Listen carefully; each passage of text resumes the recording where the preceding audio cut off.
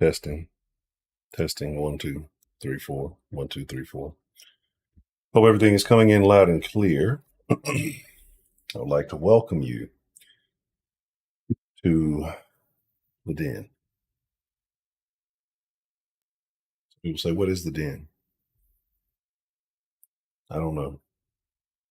It's a place where people gather to speak their minds. One of the last somewhat safe havens of conversation in this world. It seems like every day we're losing just a little bit more and a little bit more and a little bit more of those freedoms we used to have the day before. Anyway, good evening. I hope you all are doing well. Just not to get everybody all depressed and weird. Like, why are you being all depressing? Yeah, my name is Ed Honcho, man. I'm glad to be here. It's my honor, my privilege, my pleasure more than anything to get to chop it up with you guys tonight, Friday, then at 10. What has been the last a couple of weeks. We're going to be doing for a little bit. Should be able to get some more frequent dens in here soon. We're going to talk tonight about an incident that took place. Like a video that's viral and like all over the internet. That's what viral means. And it has been kind of a topic of conversation because of what it involves. If you haven't seen it, then I'm going to let you see that. Give me just 1 second. Thought this would have automatically signed me in, but I guess not. If you haven't seen, like I said, we're going to share it so that way everybody can, be a part of the conversation, because I think it's very important that, excuse me, when we discuss these matters, what do I have to? I think it's very important that when we discuss these matters that we, we're all informed, or as informed as we can be when it comes to the topic, so that we can all be active participants in tonight's discussion. There's some other stuff going on too. I know some people probably want to talk about Kim Potter, right?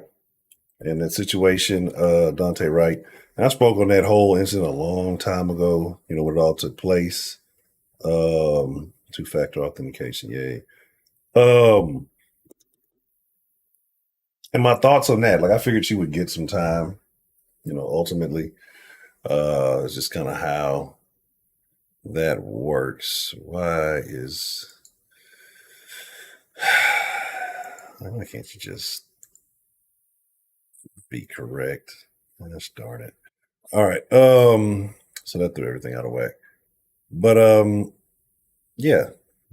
Let me cut this off. I'm gonna redo all this. So I don't know, people want to talk about that, and the fact that she only got 2 years, and some people are upset by that. Some people say it's not enough. Again, you got lots of people with lots of feelings on the matter. But I do. I genuinely feel like she did the wrong thing. Like I want to genuinely feel like she did the wrong thing and she fucked up in the moment. But again, as a professional, there is no excuse for that, right? Like you can't make that mistake. Because I mean, in any kind of situation, that could be, man, I hope I got to do it like I think I do. In any situation, that could be very bad, drawing the wrong weapon would not be ideal. All right, pardon me again. All right. What? Just did, man. If you don't get the anyway. Okay, so I won't be able to chat there. I'll just chat over here if I have to say stuff. All right. Anyway, and so we got joining us tonight. Pardon me. All you lovely people again. Like I said, I hope everybody is doing well. I thank you all for being members of this community. You are all very special to me, or maybe not to me, but maybe somebody out there likes you. I hope a little bit.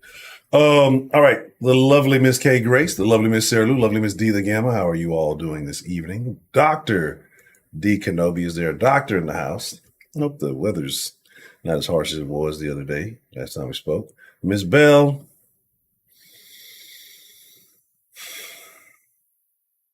You better put some sugar in your damn tea. That's why I know that. I know that Southern stuff, Southern style. What Southern where? Southern Argentina. Yeah. Suburban Cowboy. What's the motherfucking deal? Hope you're having a good evening. Let me Miss Shonda. How are you doing? Hope all is well. When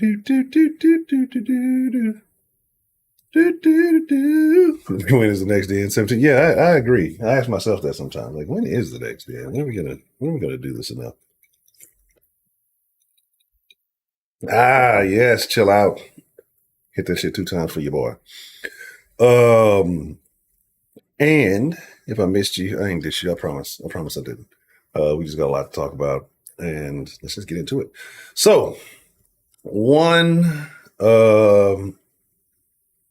there's two versions of the video I'm going to show you. One has a little bit of wording in it, but for the most part, you can see the fight. A lot of the videos out there circulating are edited, right? I mean, when I ain't trying to do that.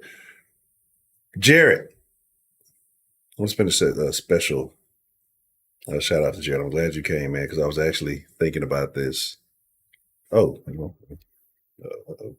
lot going on. Here for all the foolishness and fuckery. We'll bring that back. I'm here for all the foolishness and fuckery. I want to say my condolences to Mr. Jared. I know you were dealing with a loss, and I'm not going to put too much out there, but I just wanted to let you know that you were in my thoughts and my prayers, and you know that I hope that everything is going as smoothly as it possibly can be. So shout out to Jared. If you are a person of any kind of concern for others, you know, keep Mr. Jared in your prayers tonight. Shout out to Mr. Flim Flam, aka Dan, the motherfucking man with the plan. Every time I hear Flim Flam, y'all don't understand. Like, we can be in the Discord just chatting. I see who's in the chat, and I see from y'all don't understand. It's hilarious to me. Shout out to Mr. Flim Flam. Devontae, good to see you this evening, sir. All right, so let's talk about it, right? So let me get on the Dante Wright, what's some kind of thing real quick, and let's get that out the way. And then when I open up the lines, if y'all want to call in and talk about that, we can talk about that too. But with her already being guilty, I wasn't really tripping on it. And then I didn't think she was gonna get a lot of time. I knew it wouldn't be more than, I didn't think it'd be more than like 5 years, but 2, like a state charge. And fucking manslaughter, and then 52 days time served. So she might see a year and a half.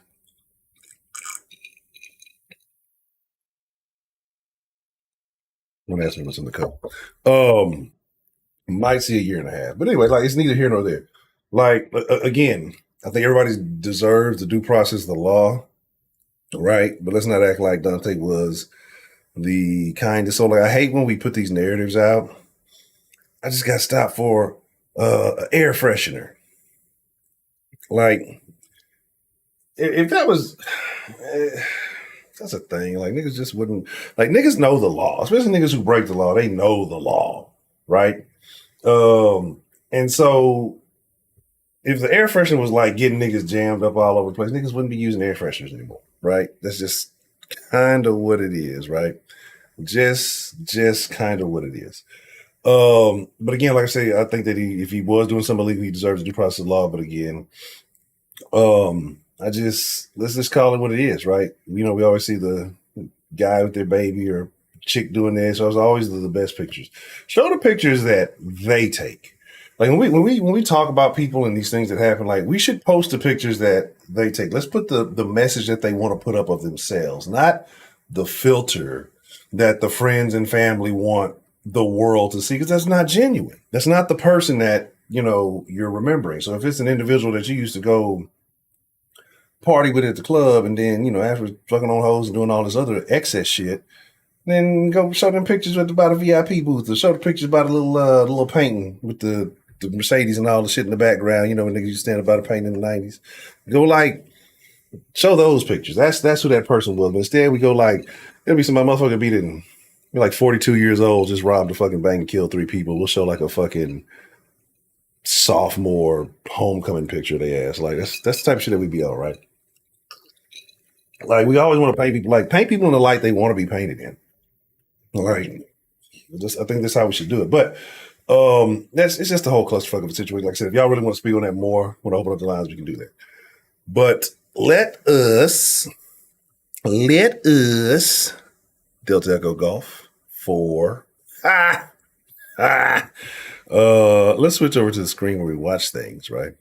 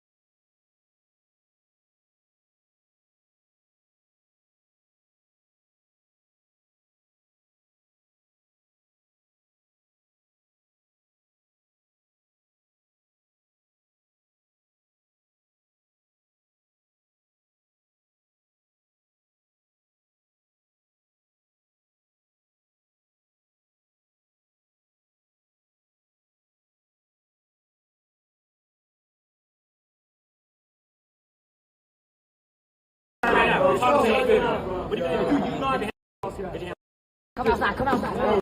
Oh! Yo!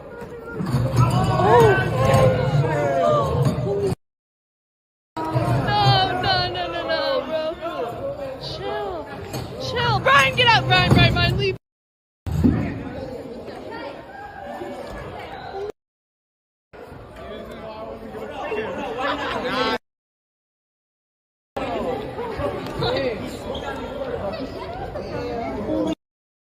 Oh no.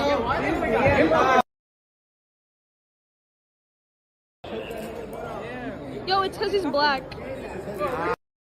Racially motivated. We're not covering him.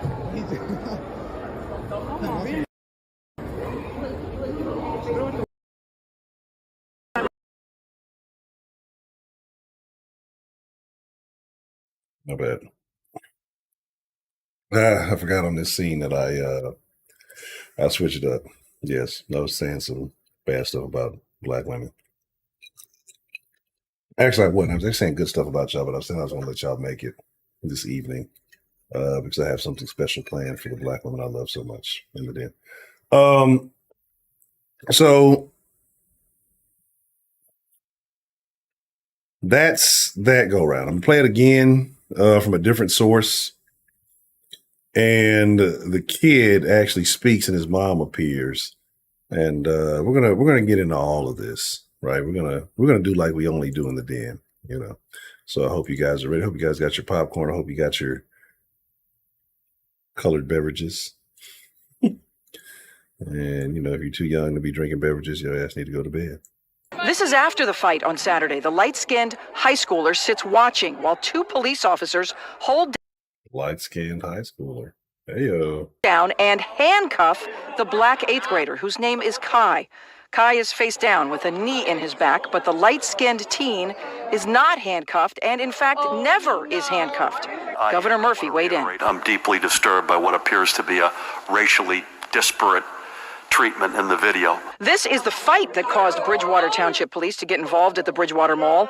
The light-skinned teen is older. The black teen is younger, in 8th grade, and explains he was sticking up for a 7th grader friend who had been bullied.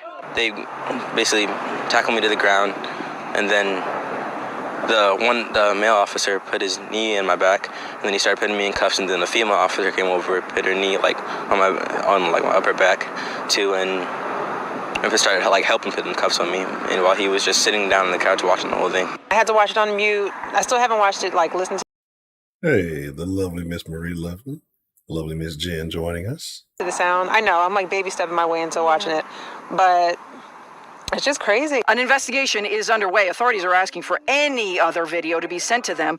This is what was said by onlookers watching as the video was recorded. Yo, it says he's black. The Somerset County Prosecutor's Office and New Jersey Attorney General's You like how the news did that? You like how the news took that little clip of, oh, it's because he's black, and put it there. Great question, Dan. Question I asked myself. Internal Affairs Office are investigating. The governor said progress has been made, but twice stressed. This looks disparate, unequal.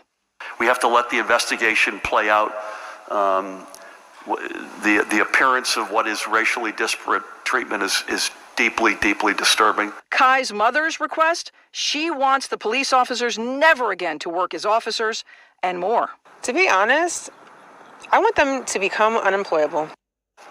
Neither teenager was charged. The light-skinned teenager was never handcuffed. We do have a statement from the NAACP New Jersey State Conference. It states, what Light-skinned is on video cannot be denied, and quote, when Bridgewater police saw two youths fighting, the immediate reaction was to aggressively throw the black child to the ground, knee placed around the neck area and cuffed behind the back. The statement goes on to say the light-skinned teen was eased into the couch, treated like a victim.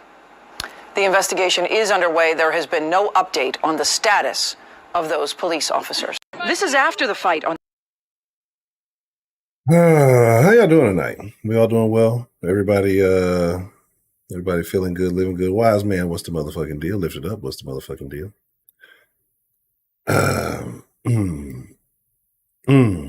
Yeah, so where do we begin?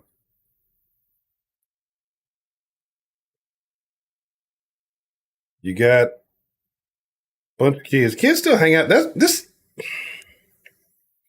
Wait.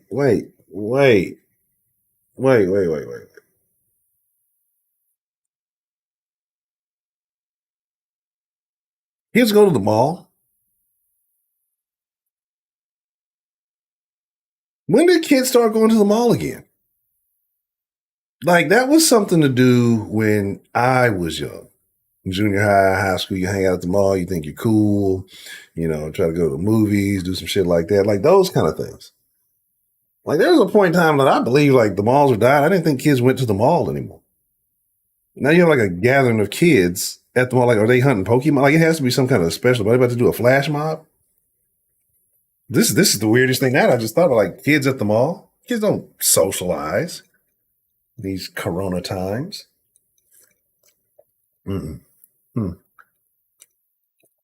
Anywho.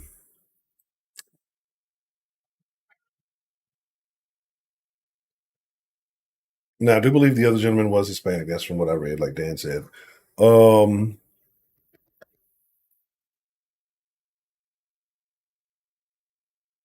The odd usage of light skin. I guess, when you're lumping all the POC together, it's just easier that way. Well, the lighter skin POCs, what are they? I don't know. Those indigenous niggers. You just kind of throw it in there, right? You just kind of like lump them all together. It doesn't really matter. They're all pawns in the play anyway. But I want to get to what took place. We all saw a thing happen, right? And I wish I had the original video, but what I'm going to do, I'm going to go back to the first video. I'm going to point some things out to you, and I'm going to slow it down. Because people are like, oh, these cops are racist, right? And this is what you hear. These cops, I need you to listen to me carefully. Excuse me. What these cops did was not racist. Pay attention. Right now, you're talking to individual. What do you know? No, I tried to push you talking to 8th grader shit. I hate a motherfucker. I'm like younger than you, bro. Like you gonna get into altercation. Age don't fucking matter. You gonna get your ass whooped. You gonna get your ass whooped. Don't nobody. Hey, wait. How old? Oh, you're younger than me by 13 days. I can't engage in fisticuffs with you. I'm sorry. Anyway, let's just watch. Oh,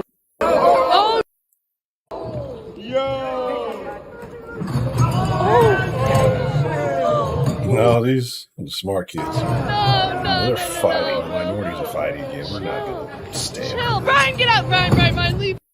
All right. I want to go back right as the things start taking place. Okay.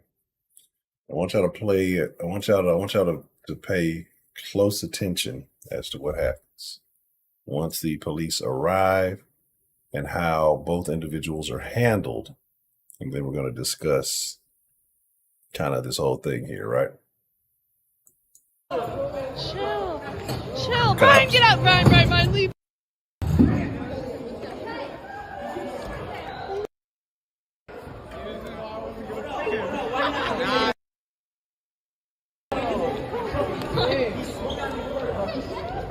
Cops sitting there, and got the kids sitting there Oh, looking at him like, what? He's standing up, uncuffed. I mean, you got the potential to abscond. You could run off. I mean, the kid's not apprehended. Right? You got another kid on the floor. The energy, the action makes it seem like he's perceived to be the immediate threat, even though when these two officers arrive, this was the guy on bottom, right? This was the guy who's taking the L, right? Nwanda, what's the motherfucking deal, Voodoo? What's the motherfucking deal? So, what happened here?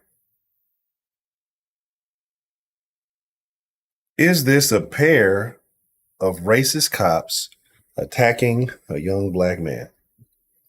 Is that what it is?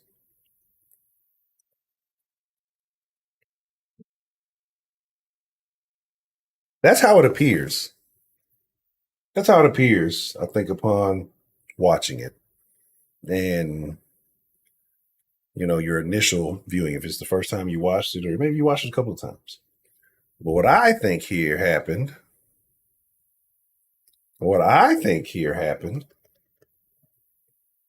was not a mistake by these cops. I think it was a mistake by one cop. Her. You got two, what do you call them, perpetrators, right? You got two cops. Immediately, they get the one kid up off of him. He passes that kid off to her. What does she do? Absolutely nothing. He had it intent in his head that he was going to arrest the kid on the ground from the jump, right? I would think that he would be expecting his partner to control the other situation. Instead, she did nothing, patted him on the shoulder or something, and then jumped on the black kid where that situation was already completely under control. If anything went wrong in this situation, it was her not arresting the light-skinned kid, right? Or not detaining him at all. Like I said, he could have got up, he could have ran off, he could have did anything. You did not apprehend him in any kind of manner. Like I said, he helped pull old buddy off, he passed it off to him, he goes to arresting the kid on the ground.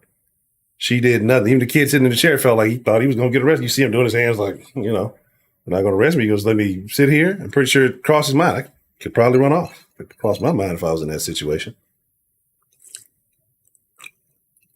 So, right. Yeah, and that's my thing, right? You know what I'm saying? Get the situation under control. I have no issue with the kid on the ground, you know, getting arrested, you know, and getting it handled. Where the problem comes in is when you handcuff one and don't do it to the other. And the one that you handcuff was at that point taking the L. I don't see any fault with the male cop in this situation. The female cop neglected her duty, her job, or whatever you want to call it, by not getting the situation completely under control. Because who knows what the other kid was up to? All you know is you've seen some people fighting. You don't know what's going on. Get the situation under control. Instead, you apprehend one perpetrator, you let the other one roam free to be able to do whatever he wants to do, right? So in my opinion, she didn't do her job by, like I say, placing him in handcuffs, making sure, all she did was sat him down, which was, he was already basically hitting the couch from the momentum of getting yanked up off of whatever. And she tells him to sit there. Then you immediately jump on this kid who's already under control. I mean, your partner already has this handle. You actually contributed nothing to the situation. I mean, look at it. Let's look at it. I'll bring it back. And I want y'all to tell me, what did she really do? How was she a benefit of the situation? Basically, her contributions amounted to him going and handling that situation by himself. Watch. Chill. We got two cops, right? She's grabbing him. He's grabbing him, right? He's going to get definitely more momentum on him just because of the position he's in. She's kind of stretched out there, so I don't think she has the leverage necessarily. Kind of, I guess, maybe depending on how you yank it, but pay attention. Appreciate the love, Mr. Flim Flam. I'm tipped $5 when I did security in the Navy. If you came upon a fight, both people got detained. Find the facts later. She was acting like a fucking guidance counselor instead of a police officer. Maybe she's a social worker. Yeah, it's one of them social workers in disguise. They're testing it out. they're testing it out. The social worker program. But like I say, just check this out. Look at me. Look. Brian, goddamn Brian, this fucking stupid haircut. This goddamn Brian. Look at this guy. Look at Brian. Look at Brian. Brian's a dickhead, right? Shout out to Cavity Creek. I mean, look at Brian, right?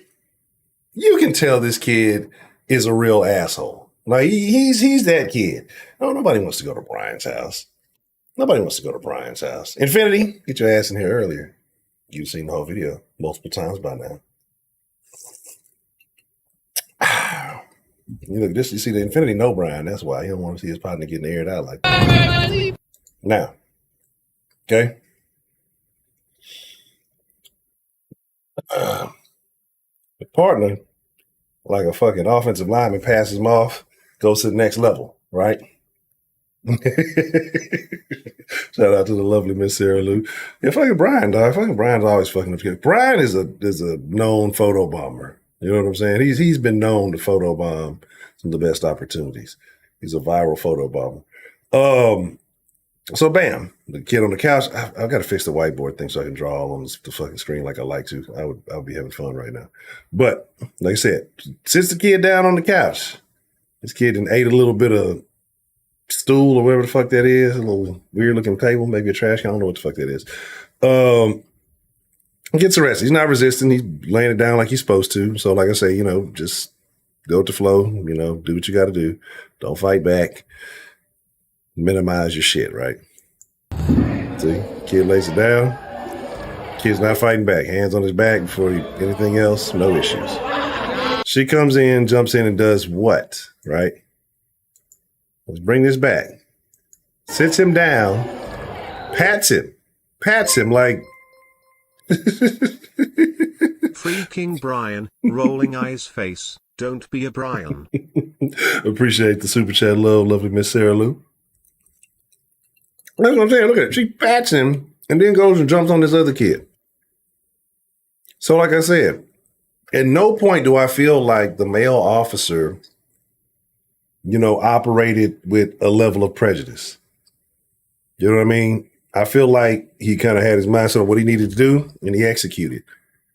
She, engaging with both perpetrators, I guess you would call them, sits one down, pats him on the shoulder, jumps on the other one, puts a knee in, what did he say, my shoulder neck area or whatever. So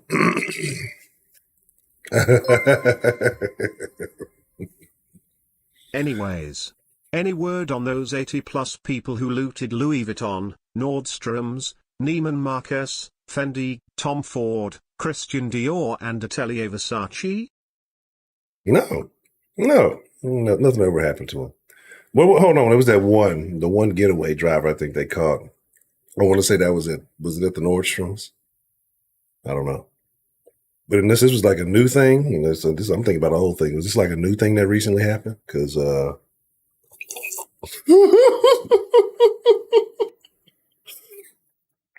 it's funny. From the ocular pat down. That is fucking hilarious. Because it never fucking worked for Mac, but it worked for his fucking cousin. That shit. That shit is just fucking funny as shit. But yeah, like I said, I don't know there's fucking raids in these stores every day, so I don't know. I might be missing a new store.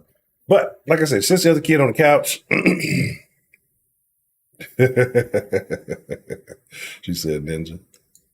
Oh, shit. She said ninja cavity creep, raccoon, raccoon, raccoon, raccoon, raccoon, raccoon, raccoon, raccoon, raccoon. And then I noticed something too. Appreciate the super chat. Love you, Miss Sarah Lou. Look what I'm saying. Look how I see. This is what I'm saying because she interacts with it multiple times. Like, look at this. Like, this is where it should have been an issue, right? She gets on him. Kid's already apprehended. He's already doing shit. She don't put no handcuffs on him. She did absolutely nothing to help in this situation. The kid already had his hands behind his back. She did nothing. So she's over there trying to look like she's doing fucking something, and she didn't. She's done nothing. Just getting in the fucking way, making it harder for him to put the fucking handcuffs on because the kid been over there cooperating the whole time. This kid stands up, does a bunch of other shit, puts his hands like this, like, oh, you gonna handcuff me too? Doing all this shit. Oh, like, you're not gonna handcuff me? He knows something wrong. She just places a hand on him like it's all right. She's the problem. She is the problem. Period. The other cop did his job. So if there should be anybody suffering any consequences, it should be one cop and one cop only. And it should be her. Because what did she do? What did she do? I mean, watch. You see it. You see it for yourself. Sits there for a second, pats him. Hold on a second. Let me do this. I'll be right back. Basically. He's sitting there moving around like, what's going on? He's watching, surveying, watching his ops get arrested. Stands up like, yeah, that's what you get, nigga. He didn't say that. I'm just saying that part to rile y'all up a little bit. But like I said, she's not helping him handcuff him. The kid's not wiggling, not moving, not doing nothing. Little kid on the ground cooperating. Don't want to, he's got these fluffy looking slippers on. I don't know what's really going on. That's a whole other conversation. Now,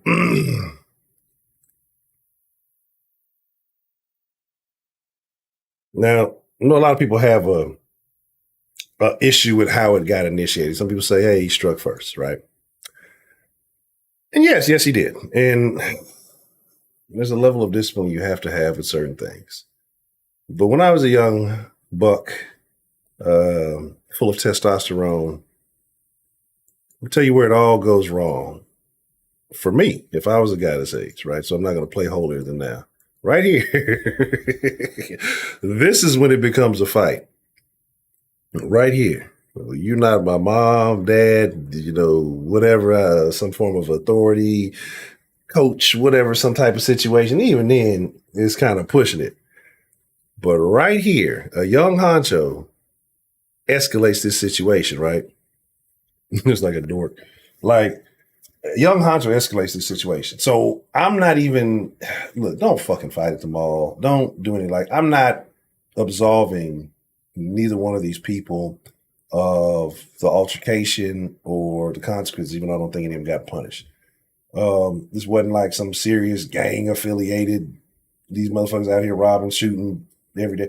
This is just a part of being a young man. You're going to get into some, if you've gone through your entire childhood or your young life and you're an adult at this point as a man and you've never gotten into an altercation, you might not have been living right. You know what I'm saying? That's what I said, cavity creep. I'm like, who's going to the mall still these days? I thought the kids gave up on that shit. But anyway, they go to Virgin Mall. They build malls on Roblox and then go to a mall and shit, right? But they'll build like this exact same mall that they're in right now on like a Roblox or Minecraft or something. They'll go like have this fight again with some fucking Minecraft characters.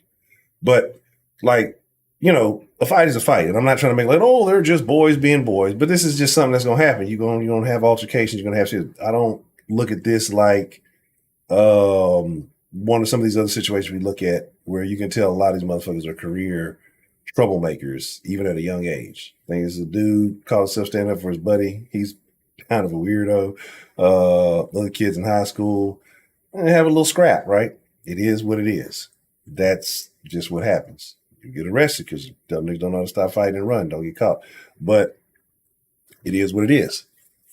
The ultimate part of this situation where the problem lies is how one cop handled herself in this affair. And I think she made this into something it shouldn't have been. This could have been easily resolved. Like I said, you could have restrained the other one, put the handcuffs on him. But the fact that you interacted with him, pat him down, sat on the seat, but then jumped onto the other one to put handcuffs on him when he was already restrained. That's what makes this look. It's not what makes it look. This what makes this very bad. Right? This is what creates that situation. Like I said, you got a lot of people out there saying, oh, you know, you're saying, no, you know me.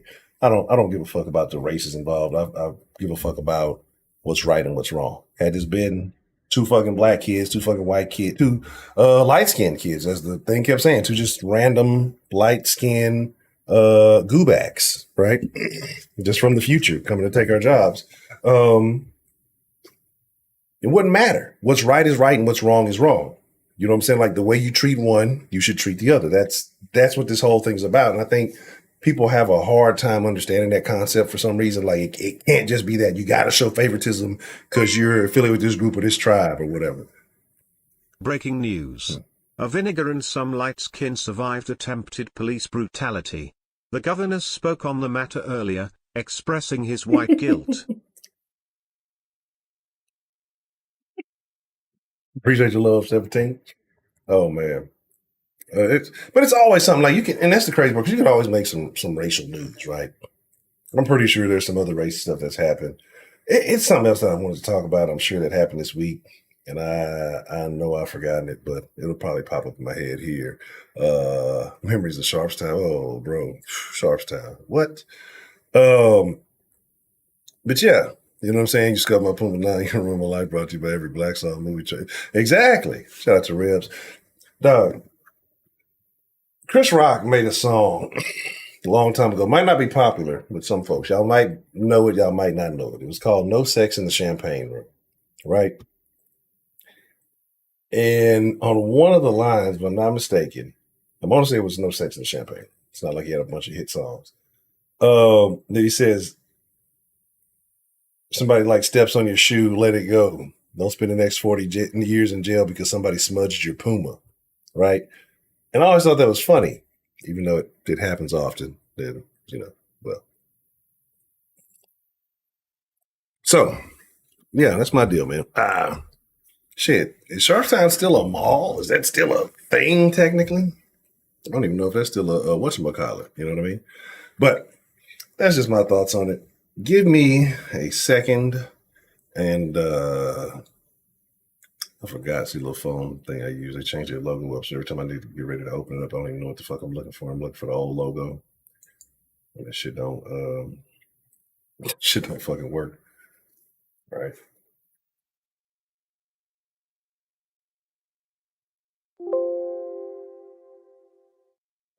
Every time I do this shit, it's like a new version. That's fucking install.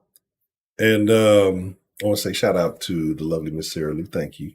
I received that earlier. I do greatly appreciate it so much. But like I say, man, that's just it's just people got to look for some reason to get mad and, you know, get divisive over everything. And I get it, because it seems like everywhere you turn, no matter who you are or, you know, what you believe in, unless you're like super weird progressive, it's like things are being pushed in your face. Give me a second, because I know I got a new It's a new number. Hold on. Guess to come back to the screen where the number should be. Yes. Den line 346-501-4336. I think that's the number. I hope you guys are not calling some old lady in North Houston who has no idea why people are calling her so late at night. I do believe that is the accurate number. Give it a shot and we'll see if it works. If it doesn't, my bad.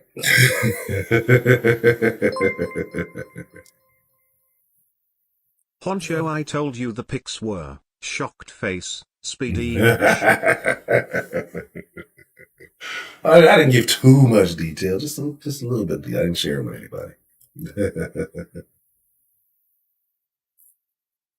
Oh man. Oh man. Oh, I got the double echo. Oh, my bad. Cause I got a matter of fact, I'm glad you said that. Let me take that off right now because I had my settings all real stupid, and then all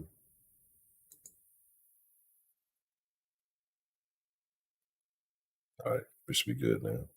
Don't have the fucking mic sourced in twice like a crazy person. There we go. Man, oh yeah. There's stuff happening overseas, ain't there? That's a thing. How do y'all feel about that? That should be interesting to see ultimately what happens. There's stuff happening in Canada. There is stuff to our neighbors to the north. It's a lot going on, bro. A lot going on. All I will say is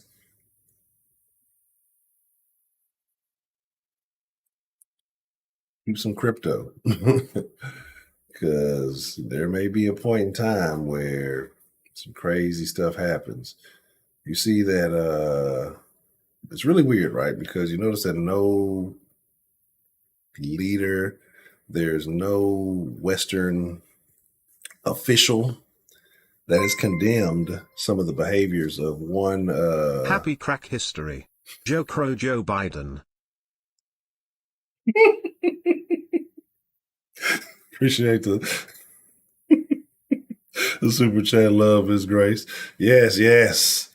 Oh, crack history. But yeah, you notice no Western leader has said anything about what's going on in Canada, man. It's really crazy because what they've done is like all those people who were donating through, the GoFundMe. First, they try to GoFundMe, try to say, well, fuck y'all, we're gonna take this money and send it to whoever we want to, right? Which is crazy. Like as a crowdfunding platform, that's crazy. Like, and then the people complained, and because they were like, yeah, so we didn't give money for that, so you're basically stealing it from us because you're misappropriating the funds. So then they try to make it to where, okay, well, you just gotta call in or write in, get your money back, and if you really want. And so then they made it to where, okay, we're just going to automatically give everybody their money back, which would have been the smart thing to do it out the gate. Like if you weren't going to fucking, if you weren't going to support the shit, right? And their excuse, hold on, did I miss it? I'm not tripping. Yeah, my bad.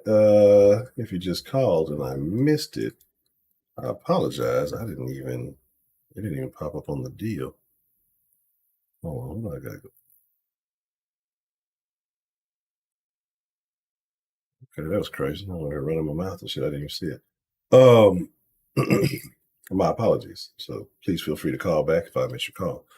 Oh wow, they moved their pages too. Wow. Like that's the crazy stuff. Like I've seen that. Like that they tried to start freezing accounts of everybody who was involved. Like so, basically, after they switched it over to Give, Send, Go, and whatever happened with that situation, like then they were getting out of Give, Send. Someone was saying they were still going to send the money. Then, like I said, they started talking about freezing people's accounts. Anybody who donated directly to the truckers or indirectly, right? How do you indirectly donate to somebody? Like, how do you decide that like a donation was like indirect to somebody else? So It's like saying I sent my partner some money, for whatever. Hey, I owed you $40. Here, let me shoot it to your cash app. And then the fucking person take their cash app money and donate it to the truckers. Like I had nothing to do with it, right? Like I had no idea. Are you going to say that I indirectly contributed to the truckers because I sent my partner some money and he sent some money? Like, how do you decide who is indirectly contributing to something? Like, how are you deciding that somebody got money from somebody? Like I say, it's just a lot of stuff. That's such a vague term that I feel like it can be used loosely. And again, it's not like they're going to handle the situation legally because the the Emergency Declaration Act that they filed or whatever, was basically illegal in the way they used it because it wasn't a true a fucking emergency. So again, it is what it is. So they started arresting folks, arresting a lot of truckers. I've seen a lot of that. It's super crazy. I mean, they arrested people for having first aid. They arrested people for cooking. They arrested people for playing music. I mean, they arrested people for any and everything, right? And it's just wild. And I know you're talking about Canada compared to, the states, right? But you just look at it and how that was handled compared to how, people were let loose to basically run amok down here on the opposite side of that. So I think it's crazy because, like I said, nobody kind of condemned the behavior when they start saying they're going to start shutting down accounts and doing all that. The reason why I say crypto, so that way, you have a decentralized method of exchange. If things get that bad to where they're freezing your bank accounts and they're freezing your assets and you don't have access to shit, basically trying to lock you out of society for not agreeing with their views and their beliefs. And we know who's doing it. There's only one side doing this crazy stuff. But anyway, it's neither here nor there, but it's actually all here and it's not over there. But so you just got to protect yourself. That's a weird thing, a wild behavior that's taking place, because the fact that nobody's condemning him, nobody's speaking out, means they're all they're all willing. If it came down to it, they would be willing to do the same thing, right? Like I said, they're all lying in the same bed. That's very unfortunate, though. So like I've been telling folks, you got to take matters in your own hands. Like you need to be taking care of your own health. You need to be, figuring out how to do your own banking, your own financial management. Even trusting these firms and these hedge funds and all these other, like anybody, like you just better understand your own funds. Like the time is now to be relying on anybody to do anything and shit. If you can't do it, teach somebody in your family, get one of your kids. Like, even though we're more connected than ever, even though we're more intertwined than at any point in history, the need to be self-sufficient is more important than ever right now. Right? That's the crazy stuff. And my deal is like,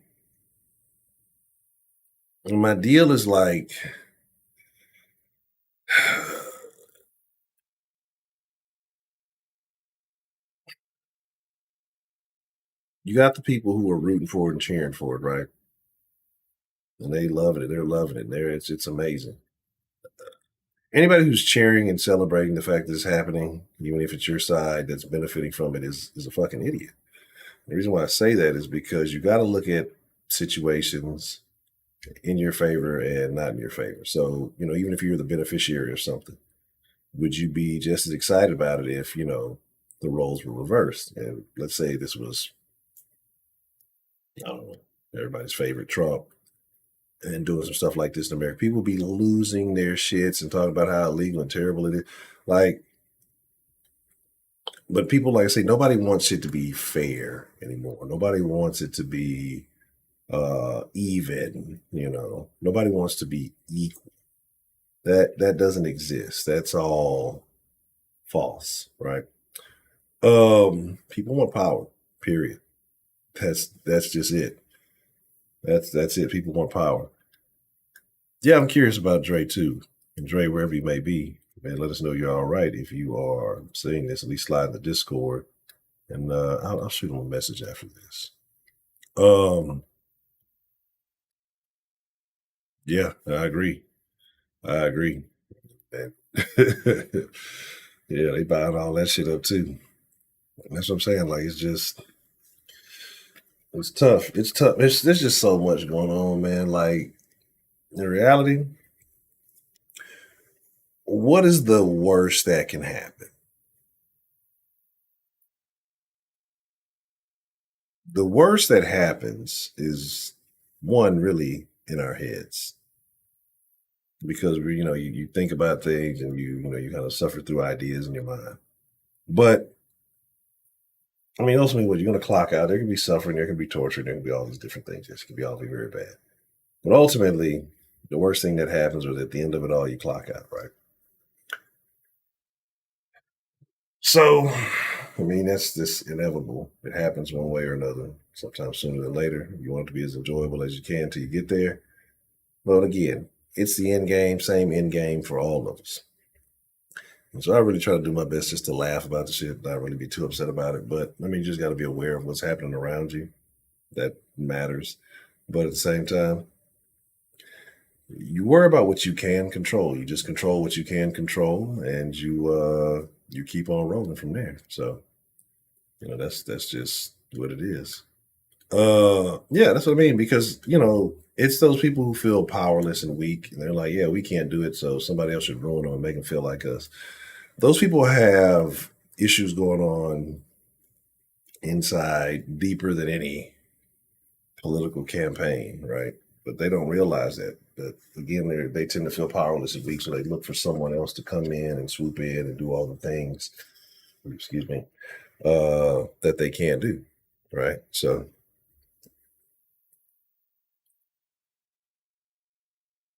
yeah, I don't think it could happen. I don't think it could happen. Not like that. Not like that.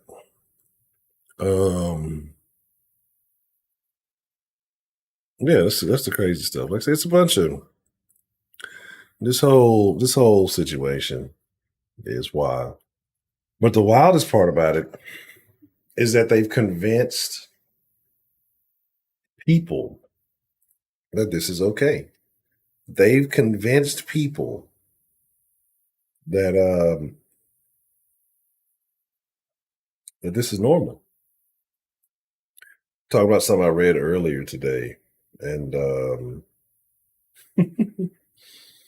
don't know if I'll save these things. If I did, I'll show them to you.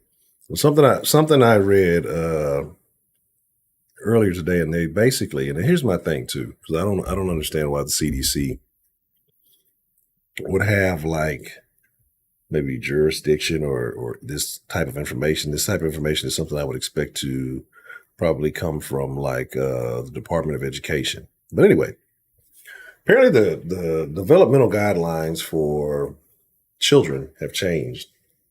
The timeline has been pushed back basically 6 months to a year, depending on where you're at. And so what I mean by that is that they have these guidelines that say this is kind of where a child should be to be on a normal cognitive level. So, so at a certain age, they should be reading a certain amount. They should be not reading, but speaking a certain way, should be forming sentences a certain way, should have a certain, abilities and understandings as a child. Basically, what they've gone and done, I want to say it was like 18 months was the standard for like 18 months they were saying. It was 18 months or 24 months. So I might be wrong one way or the other. That the child should know, 50 to 60 words, should be kind of doing, this, that, and the third, and just basically all these things. But what they've come in and done now, quietly, is push that timeline back,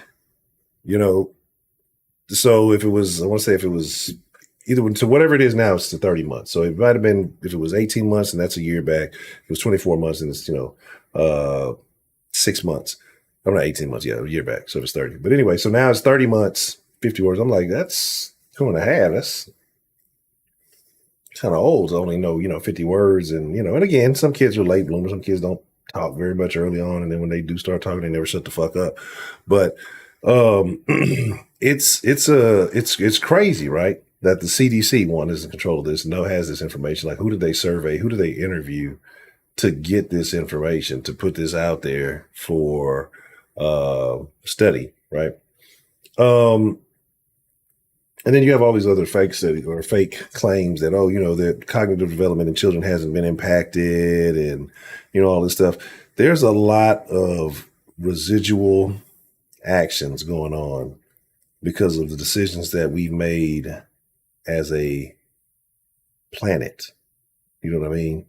And so I feel bad. I feel like the children are going to suffer. I think the kids who the COVID kids, the kids who were born into COVID and kind of in that range right before going to school, like if you were kind of like pre-K-ish, kindergarten-ish,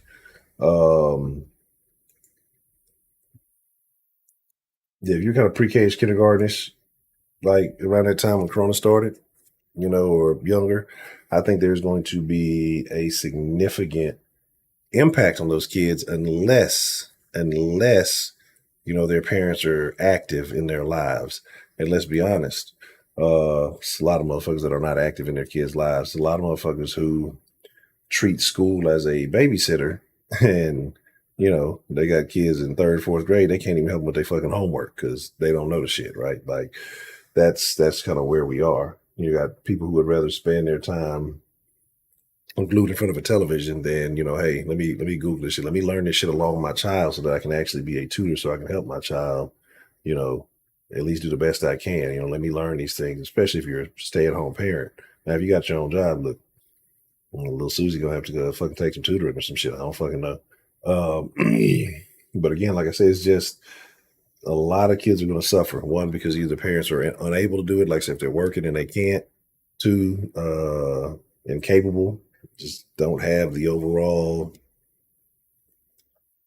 function, abilities, knowledge to fucking do so. Don't give a fuck, So a lot of those out there. Again, so like I said, it's just there's going to be a lot of residual effects. And you kind of say, well, Honcho, what do you give a fuck about that, right?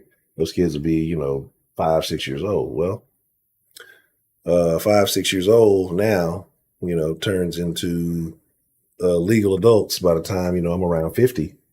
And, then these kids get to have a say-so in the way the world is shaped or our country is shaped. And they're making these kids who don't have the cognitive ability. You already see that kids can't fucking, they just lack understanding, comprehension. Like basic reading comprehension is it's over with. And I mean, even in a lot of adults like that. So in the 20s and under, yes, most motherfuckers that's old and don't have any comprehension either. So I'm not just saying it's just young people, but it's getting worse and worse by the generation because it's the point where they're, like I say, you can teaching how to, take instruction or, receive instruction, but not how to think about what's being said, not think critically or think constructively. It's just how to receive information, not process it, just follow it, believe it, and don't, try to counteract it or check it in any form or fashion.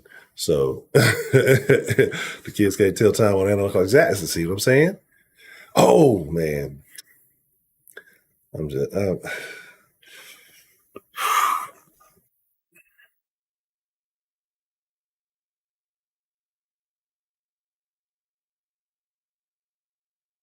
So there's a particular type of content I want to start doing, right? And if you've been in the Discord, you've probably heard me talk about it and some things that I want to do differently on the channel this year to just generate some new stuff, right? So I've been not practicing. I mean, I don't really have, it's nothing to talk to somebody, right? It's not hard at all. I don't understand why people get real weird about it. Even though I'm not a social person at all. Like I do more talking on the internet Never. I told y'all, since y'all, if depending on how long you've been in the den or you've been rocking with salsa or whatever, or you know me as an internet person, like I tell you, this has been, I would say, these last 4 or 5 years of me being on the internet is probably more conversation. I've said this before, in these 4 or 5 years than I've probably combined the rest of my life, right? But it's not hard to talk to somebody. It's nothing. And so I was out doing some Uber Eats delivering, and we were in the Discord, and we were talking about Dave Chappelle, and whether or not he would be considered a comedic goat, right? So I go in the place, and it's two dudes, right? Two dudes there. And I'm like, fuck it, I'm gonna ask them. So I say, okay, hey, what do you think about Dave Chappelle?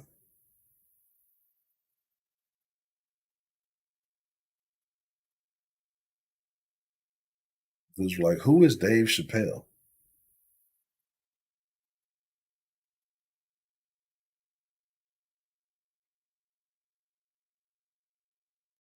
That broke my heart.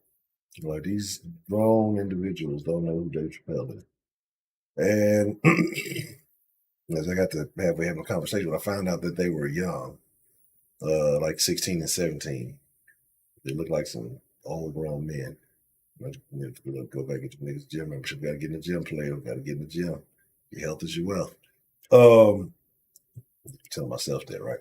But so I just realized like how big of a gap there is. And so I was talking to him about comedians. So I took the order out. Oh, that's terrible. I took the order out, and then I got another order before I left from the same spot. So I went back in there, and they were talking about some comedian, and they had no idea who he was. They were like, yeah, he's short, he's black, and he's got, this kind of hair or whatever, And I had no idea who they were talking about. I named a bunch of stuff. And then so he was like showing me a bunch of pictures. And then one of them shows me a picture of Dave Chappelle. I'm like, that's Dave Chappelle. He's like, what about this guy? This Eddie Murphy. And I'm like, you're showing me these are some of the greatest comedians of all time. Like, y'all should know these guys. But, then they were just like, oh, we really don't watch a lot of comedy like that. But there's, certain things. Like, I like Adam Sandler. Well, how the fuck do you know Adam Sandler? And he said he liked Adam Sandler and fucking Chris Rock. What is going on? Why am I not seeing the Dilly Dally come? You know what? Hold on. This is what we gonna do. This is what we gonna do. Because for whatever reason, I'm not seeing I'm just seeing the missed calls. It might be this thing on this side. This way. All right. This is how I do it. Hold on one second.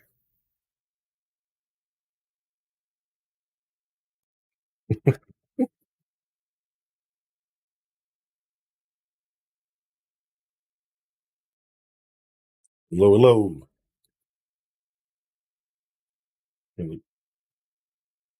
What's good? Hold on. For some reason, I don't know why. Now it's showing up in the corner. It must have been hidden behind the little OBS thing. I'm gonna move this over here. Because for whatever reason, you were calling and it wasn't showing up. It's all good, man. Oh, it might have been. It's got me set on busy for some reason. So I don't know why, but I'm trying to switch that up. Maybe that's why I wasn't coming up right too. But okay, well, Dan, the motherfucking man with the plan, been in America and been to Japan. What's on your mind? Hey, I like that shout out, bro. Well, first off, I want to give a heartfelt shout out to Premier Justin Trudeau, son like his daddy, Fidel Castro, of course. And think about conspiracy theories. I give it a year, maybe 2 years. It's basically a spoiler alert at this point. The vast majority of them, from what it looks like. And I can just see his mom. I hear stories about his mom, and I don't like talking about people's families, but fuck him. So anyway, his mama was probably, just busting it out for communist leaders everywhere. She's probably getting trains ran on her by Pol Pot and motherfucking Mao Zedong, getting dogged out. So fuck her and fuck her fucking commie son. Fuck both of them. I don't fuck about that shit. Yeah, that was heartfelt. I meant that shit. Absolutely. That's real shit. That's real shit.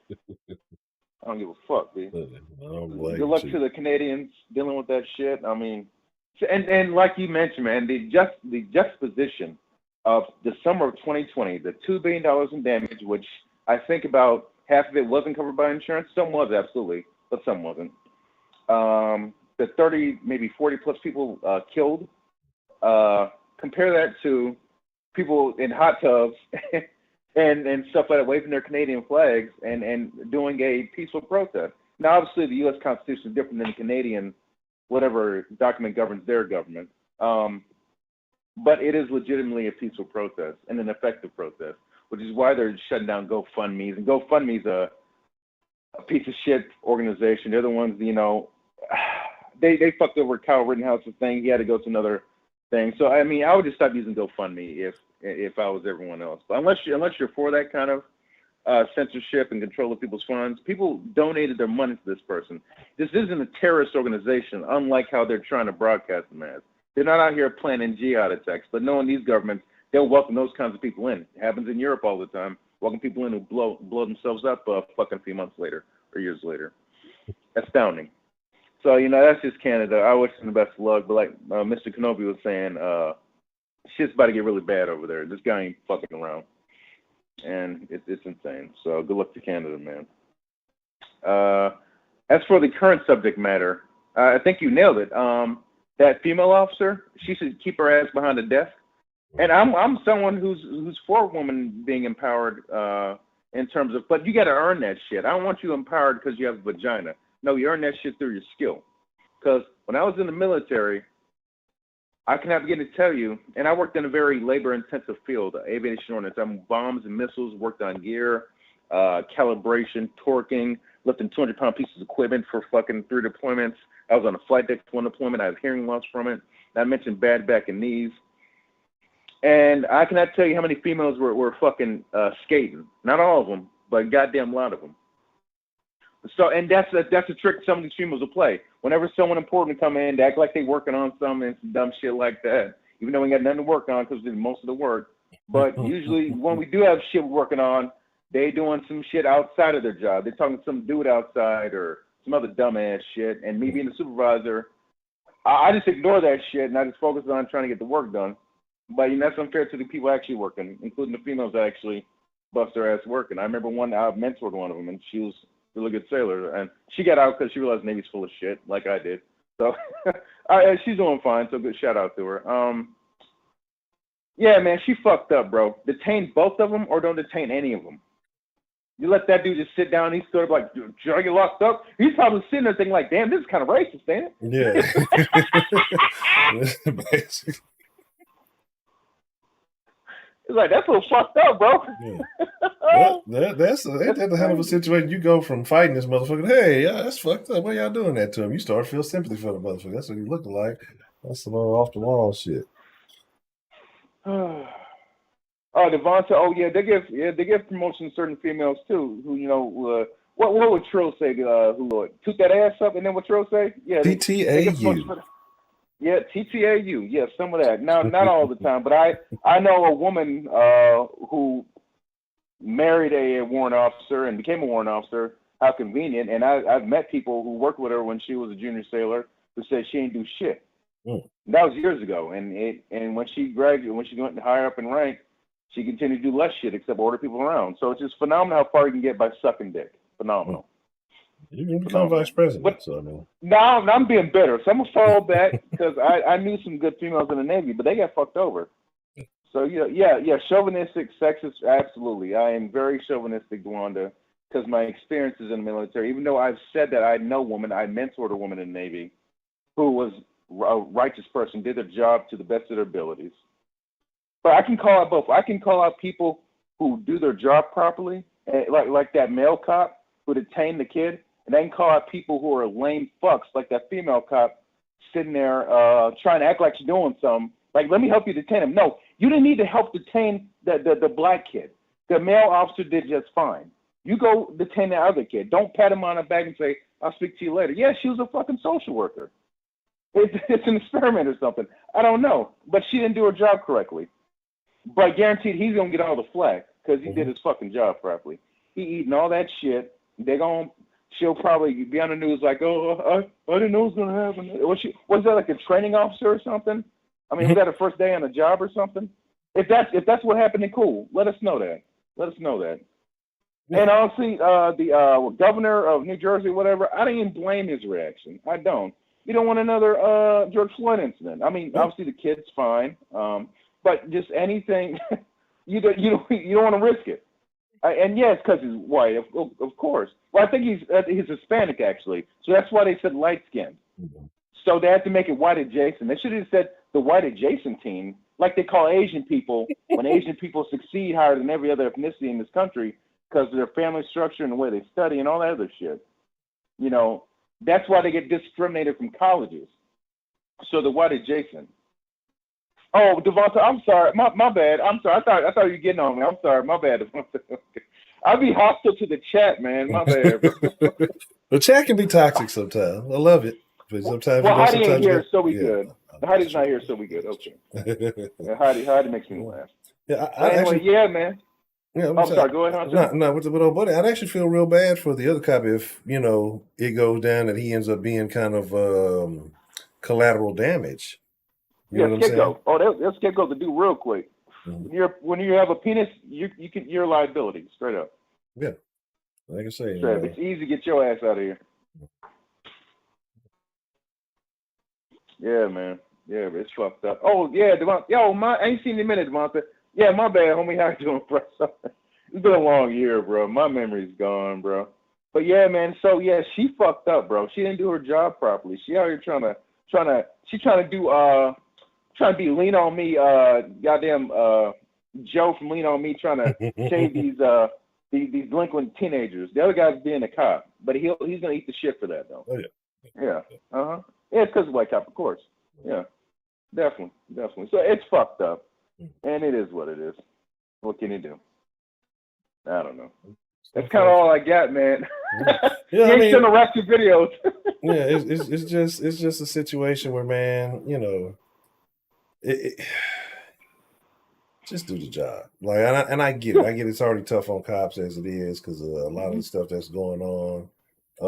But still, it's like if you're choosing to remain in the field, you kind of got to be aware of what's happening, and you got to realize you're going to be scrutinized no matter what. You know what I mean? Yeah. And ultimately, I wouldn't be surprised if the kid gets some kind of little check. I don't think it'll be some crazy, multi-million-dollar settlement or anything, but they're gonna do something. Yeah, to make it look right. And like I said, it's wild. It's wild. But like I said, I commend the young man though, the young dude. And it's crazy how a kid in 8th grade knows, hey, let me lay my ass here. Let me not try to do all this crazy shit. Let me just comply. And I don't like the circumstance. I don't like the situation because he easily could have been, man, why the fuck he ain't handcuffed? He could have blew it up easily. And you wouldn't have been, you could say justifiably so, right? But in the situation, knowing what it is, what they say, fight it in court or whatever. Food court, gift card, terrible.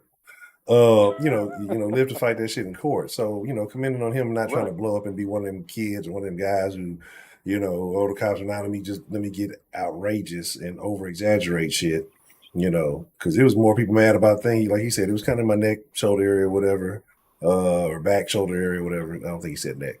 People are like, oh, look, he's getting his neck near. Like people tried to immediately turn this into another George Floyd. Like, of stop. Course. Just stop. You know what I mean? So, it's fucked up, man. I mean, everyone's just fiending for that shit, bro. I don't know why, bro. I mean, was 2020 not bad enough for the rest of y'all? I don't get it. I don't get it. I don't get it, bro. But like, while this is going on, and this becomes viral, all these other murders that go on in these communities. I mean, we know which community I'm talking about. I just, like I said, at this point now, I'm not gonna bother talking about it. There's channels. I know Honcho's definitely made a point of pointing out certain things. There's other channels as well. I could point some out if you ask me. That chronicle these disgusting issues. There's one story recently. A mother of 6 was killed by her boyfriend, I think, and thrown out of a moving car, like shot or some wild shit. I don't know. Then one where like 11-year-old girl was shot, and they all have the same skin tone, so it's just very angering. And it was done by people with the same skin tone. I mean, am I a coon? I guess so. Yeah, I'm cooning. You're overstating facts, you coon. How dare you? Yeah. Emotional justification, Shonda. Bingo. Emotional justification. Never mind the actual logistics of it. I just don't get it. And once again, and they're just waiting for BLM to just chime in there somewhere. Well, they're too busy trying to evade taxes and shit. Oh, I'm glad you brought that up. Oh yeah. Where is the money? Oh man, nigga, they done tricked that off, bro. That money tricked off, bro. They were eating shrimp dinners, getting phone pauses, and goddamn new J's and shit. Oh, the one. I'm glad you mentioned that too. Eminem kneeling. Oh god, that nigga, bro. Oh god, bro. Let's stop with the kneeling shit, please. Like, and I'm gonna tell you my beef with the kneeling, as I've always said from the very beginning, right? If you are trying to assume power, you can talk black power, you can talk white power, you can talk Power Rangers. I don't give a shit. But if you're a person who is attempting to assume power, you don't gain that by submitting yourself to, the so-called oppressor or the person who is tormenting you or causing you the issues. Kneeling is a sign of submission. You kneel to, a king, or you kneel to a, future wife, and you're going to present the ring to get married. I'm submitting myself to, not necessarily submission that, but I'm putting myself in a vulnerable position. That's what it is. Yeah. And so you're not going to sit here and get me about some black power. Let me take a knee. Yeah. Like, shut the fuck up. You're giving me, this is mixed signals here. Two, like I said, a lot of these fucking issues that you're pushing are not, it ain't shit. And who are we getting fucked over by? Just like you said, the motherfuckers are the same skin tone. Motherfuckers gave billions to the BLMs, and now you can't find none of the money. Can't find the owners. They don't even show up at the headquarters anymore. That shit was a flash in the pan. They got their cut and they gone, and carpet munching. So it is what it is. Ran up with your niggas' money. I hope you're happy. I hope you're happy. That's all I gotta say. I hope you're happy. Yeah, once again, just I'm sorry. Go ahead, Honcho. No. You're good. I'm just saying it's just like, because you can't. Nobody, like, you can't say that you feel validated and justified if you've donated money to BLM. You feel robbed and lied to. You feel manipulated. Like, there's nobody who can hit this point and say you supported BLM, but then you still got those people who do. But those people who do, aren't really paying attention to what's going on. They heard it, somebody say it on TV, Black Lives Matter, yeah, me too, yeah, black. And then don't pay attention ever since then. They put it on their fucking profile and, ain't paying attention to nothing that's really going on. Because they don't really care. They just want to make people think they're a part of some shit. But there's nobody who's truly paying attention that can be happy. Yeah. Like, nobody. But, it is what it is. So. Yeah, man. At this point, I'll just say I want you, all you people, all you white guilt having motherfuckers, you white guilt OFAs, prostrating your souls at the altar BLM, you have been flim-flammed. Straight up flim-flammed, bro. I hope y'all understand that, but to a lot of people, when they're wrong, they want to stay wrong, and hopefully they'll be right one day. So it's just like, I'll just look at it objectively. Please tell me how you, and you said this many times, Honcho. You nailed it. I'm just kind of reiterating what you said. How has your life benefited from those BLM, we'll call them protests for the arguments given? How has your life benefited BLM? I know the family of George Floyd benefited, maybe not from BLM itself, but from the money they got from the state and all the donation money, unless that went to BLM too. I mean, well, they donate BLM, but like the GoFundMe and shit like that. They help, they benefited from that. I'm sorry to lost somebody, but it is what it is. But everyone else, how has like the $2 million damage, the 30+ people murdered during these quote unquote peaceful protests, the increased racial tensions, has this benefited anybody besides the race hustlers, the people who ran an election on hate and division? it's benefited them, yes, and probably globalists in some insidious way. I'm sure George Soros, he was full-on philanthropy mode when he donated millions of dollars to BLM. He had no ulterior motives whatsoever when he did this. I'm absolutely sure the same man who sold out his own people to the Nazis and who literally went on TV saying, I don't care about the morality of anything, I just want to make money. I'm sure the same person and the corporation censorship. I'm sure it wasn't a big. You saw Amazon? I think Amazon took BLM down as a fundraiser. Yeah, they pulled out. Yeah, never mind the riot. They ain't what did it. It's because that money ain't that account ain't adding up, bro. That assets and liabilities ain't equal to equity or whatever the fuck. I did an accounting class too. That shouldn't. The math ain't adding up. So now you want to pull your fucking donation funds. Now you do. I'll go math ain't mathing. See, that white girl runs short when niggas' money getting fucked up. that's what it is. Yeah. Should disappear. But let me get off that.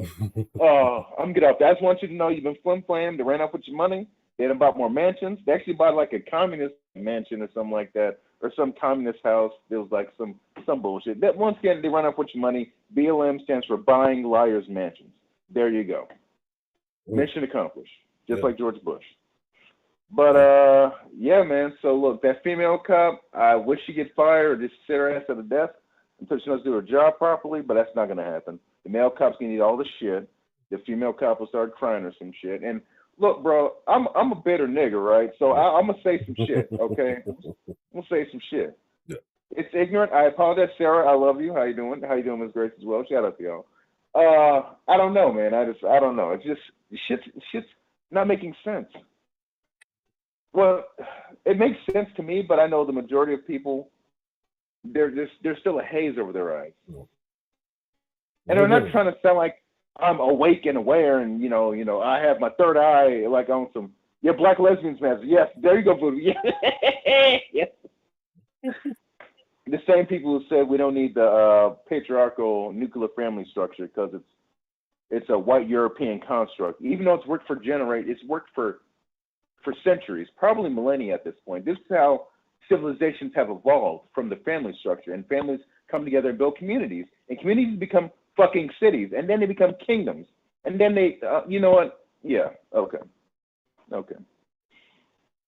God, I give up. I got a question. Well, I don't give up, but I'm just tired. Yeah, what's up, G? How do you feel about Logal, like with that whole situation? Is 2 years enough? Oh, that's the other one. So if I'm correct, this is the Kim Potter with the Dante Wright character. Dante Wright, yes.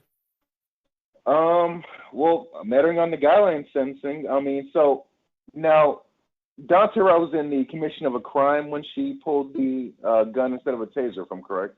Yeah, he was trying to drive off. Well, I think he was driving. Was he driving off at that point or something like that? I can't remember if it was her. Did it cause him to drive off, or I think he was trying to, but he wasn't getting out. No, it was an issue with him getting out the car, and then it started to drive, and then she pulled the taser, or thought she pulled the taser.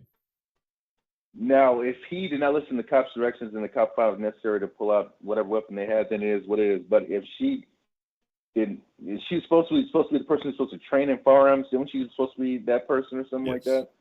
I think she bullshitted that qualification. She should do time, but he had a warrant. Okay, he had a warrant for his arrest. Well, he played himself having a warrant for his arrest. I'm having less and less sympathy for that young man.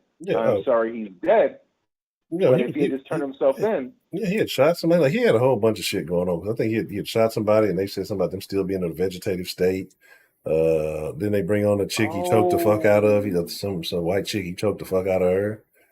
He had a whole bunch of shit going. Like, the dude was not this pleasant little guy. Like, that's what I say when they pull these photos out to make him see. And again, everybody gets their day in court. Should get their day in court. You know what I mean? Sure. I'm not saying that you shouldn't be street justice, shouldn't be the judge, jury, and executioner, all that. But it's this shit. Like, when people run behind motherfuckers who they know live these crooked lives, live foul lives, and all of a sudden, they got done wrong. If you exude energy, the negative energy, especially, you fuck with people, you try to fuck people over, all of that shit, it's going to come back to you. Eventually, it's going to come back to, yeah, what did they say about the gun charge? Oh, something about the wrong address. And I think he deliberately put the wrong address. And they're talking about, oh, he didn't get it because so it was like I said, it was just like it's all these excuses that just don't make sense. Like you can tell a regular excuse from a nigga excuse. You know what I'm saying? A nigga excuse only makes sense to niggas. Like niggas and children under 11 are the only people nigga excuses like make sense to, because the logic is just not there. You know what I'm saying? Like it doesn't. It's just like it just doesn't make any sense, right? But to niggas it does. See, it was mailed to the wrong thing. Well, yeah, it just got mailed to the wrong thing. You think this nigga put the wrong fucking address on that shit deliberately? Like, if you know you got court or legal matters pending and shit like that, come on, like that's not. Niggas deliberately miss court date. You know, just like, oops, I forgot I got this crime. Let me just, I'll just take the warrant. Like, no, you know what I'm saying? It's just, come on, man. Like, all these you know, again, just bullshit. And it always have. That's the shit that's most annoying to me. Like, let's keep it real. One, let's call these people out for what they are, so that these youngsters know if you live in a certain type of lifestyle, then the likelihood of these interactions happening are going to be, you know, tenfold for you or whatever. Yeah. Mm-hmm. Yeah, right. And that's it's not hard to put this together. It really ain't. Mm-hmm. You know, but here we're having this discussion, and it's gonna keep on happening because people make excuses for this shit. Yeah. So, damn, like air freshener. In terms of her time, I'm fine with it. Now she deserves some time. She don't need to be in a police officer no more if she don't know how to handle her fucking weapon and know which weapon to pull out. She needs to have a disposition or some shit like that. And that is the second woman I said during this call that needs a disposition. I am a devious. Now here's the thing about me. I'll say up front how I feel about certain situations, no matter your skin tone, your ethnicity, your religion, your gender, your sexuality. But let it be like a male feminist. You say like, oh, woman this, I love woman that. Meanwhile, this guy's a fucking sex pest. Don't trust male feminists. That's just a random throwaway. But anyway, in this case, yeah, that I didn't say another woman should be behind us. But in her case, yeah. In the case of the woman who let the other teenager just wallow around and shit, and he basically offered himself, say, you want to handcuff me? That's fine. Yeah. I don't want to feel left out here. They didn't do their jobs properly. So take their ass off the force, or they can sit their ass in the damn police station. Fuck out of here. Fuck out of here. Oh, Devontae, you don't want to hear me talk, bro. No. She gonna get mad as shit to hear me talk, bro. I offend people. See, my problem is I've been too nice most of my life, being nice to motherfuckers. Now I just don't give a fuck no more because I just don't care. I really don't. Unless it involves my money, then I'll be cautious. But if it's just, spitballing, fuck it. Yeah, this day and age, bro, like, actually, it's actually kind of scary almost. Because you just look at how they're doing motherfuckers in Canada and shit like that, and now just over simple shit. I mean, and just to where things are going to the extremes that they're going to. It starts off over. And then the people just had, like I say, they join their game. They rep their set, and here we are. It's crazy. Yeah, man. Yeah, good luck to Canada, bro. Shit's insane, bro. I ain't know what to say, man. Oh, he said she cussed too. Oh boy. Shout out to her, man. Shout out to Miss Travis, man. Or Mrs. Travis, I mean. Man, bro. Snoop. Snoop old ass. See walking on the Snoop. Boy, man. And 50 was coming down like off of the damn video, bro. His old ass. He said, sit your ass down, bro. Oh my God. I get it. Right. I like how none of the black people kneeled. I ain't trying to fuck my money up, It just killed this nigga Snoop, dog. You 50, dog. Quit all that banging shit. Like, it's time to let that shit go. I watched that shit, and the first thing he was Korean. Like, this nigga, what? And then this nigga out here sea walking and shit. Oh my God. Y'all done took gang banging to the Super Bowl. Like, God damn it. These niggas out here set tripping. I'm just like, Snoop, gangbanging has done absolute wonders for the black community. It's made us the bastion of American civilization. Yes. That's all I got, man. I'm getting depressed, bro. That's all I got, man. Look, bro, that one chick, she just need to take her ass home, bro. To look to the male cop because he's about to become public enemy #1, at least in New Jersey. Oh, yeah. You know, and, you know, it is what it is, bro. In Canada, I don't know. Like, I'm going to keep an eye on that shit this weekend. I know Kenobi says shit about to pop off, and I definitely trust his judgment and a lot of things he says. So I'm definitely going to keep an eye on that. It should be very interesting times, to say the least. That's all I got, bro. Really well, as always, Mr. Dan, the man with the plan, and been to Japan. I appreciate you calling in and sharing your thoughts with us this evening, man. Oh, thank you for listening, man. I know I ramble on from time to time. I have ADD, so my mind shifts. I apologize. You good with me, man. I'm right along with you. Dr. Dre was putting hands on more than one female, I think, but we don't brush over that. They ain't touch that shit. I was reading Louis' comment. They ain't touch that shit in that bloated supposed documentary. What was it, Straight Outta Compton? They made that dude look like a fucking superhero, bro. Mm-hmm. Like at the end when he turned around, aftermath, like, ooh. Some guy probably slapped his ass around too, bro. I don't give a fuck about that shit, bro. Man. Stop caping, niggas. Niggas, stop the cap. Yes. Stop the cap. And that's it. Yes. Y'all have a good night. All right, shout out to Novi, Sarah, Ms. Grace, Delta, Devon. So shout out to y'all, man. I know I forgot somebody. Shout out to Jen too. And Shauna. Y'all have a good night. Big shout out to Dan the man. I appreciate your call, sir. Yes, sir. Yes, 17 Snoop was. Murder was the case that they gave me. All that shit. All that. Snoop. Murder was the case. Yes.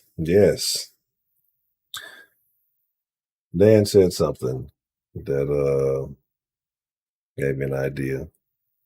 I have a new shirt for next stream. It'll be great. It's going to be amazing. I like going through bad stuff, Mary J. Like that's the best Mary J. Mary J. dealing with drugs and issues and shit. That's the Mary J that you want. When she goes through some domestic violence shit or some shit. You need them problems. Like I'm not wanting her to be like suffering, but that's when she makes the best music. Let's be honest, that's the best. The Mary J is going through some shit. She makes hits. She go through the shit, she make the hits. We all benefit, right? That's it. I'm dropping bars tonight. I'm from dropping me album. I'm just dropping hot fire. You know, top 5 rappers of all time. Honcho. I spit hot fire. Okay. Looks like we got a call coming in. What's the motherfucking deal? Who we got calling into the den this evening? What it do, Honcho? It was Jason S. Jason, how are you doing this evening, sir? I'm doing very wonderful. How are you doing, Honcho? I'm doing good. I'm doing good. Good. I see the topic is about these youngsters wilding out in a mall. Yes, yeah. Of all places. Could have been anywhere else, but no, it had to be at a mall. In New Jersey, no less. How you feel? You got bad feelings about New Jersey? But yeah, so your opinions you still haven't changed on the video at all? Do you think the female cop was should still be blamed? Yes, absolutely. Yeah. Yes. Oh, okay.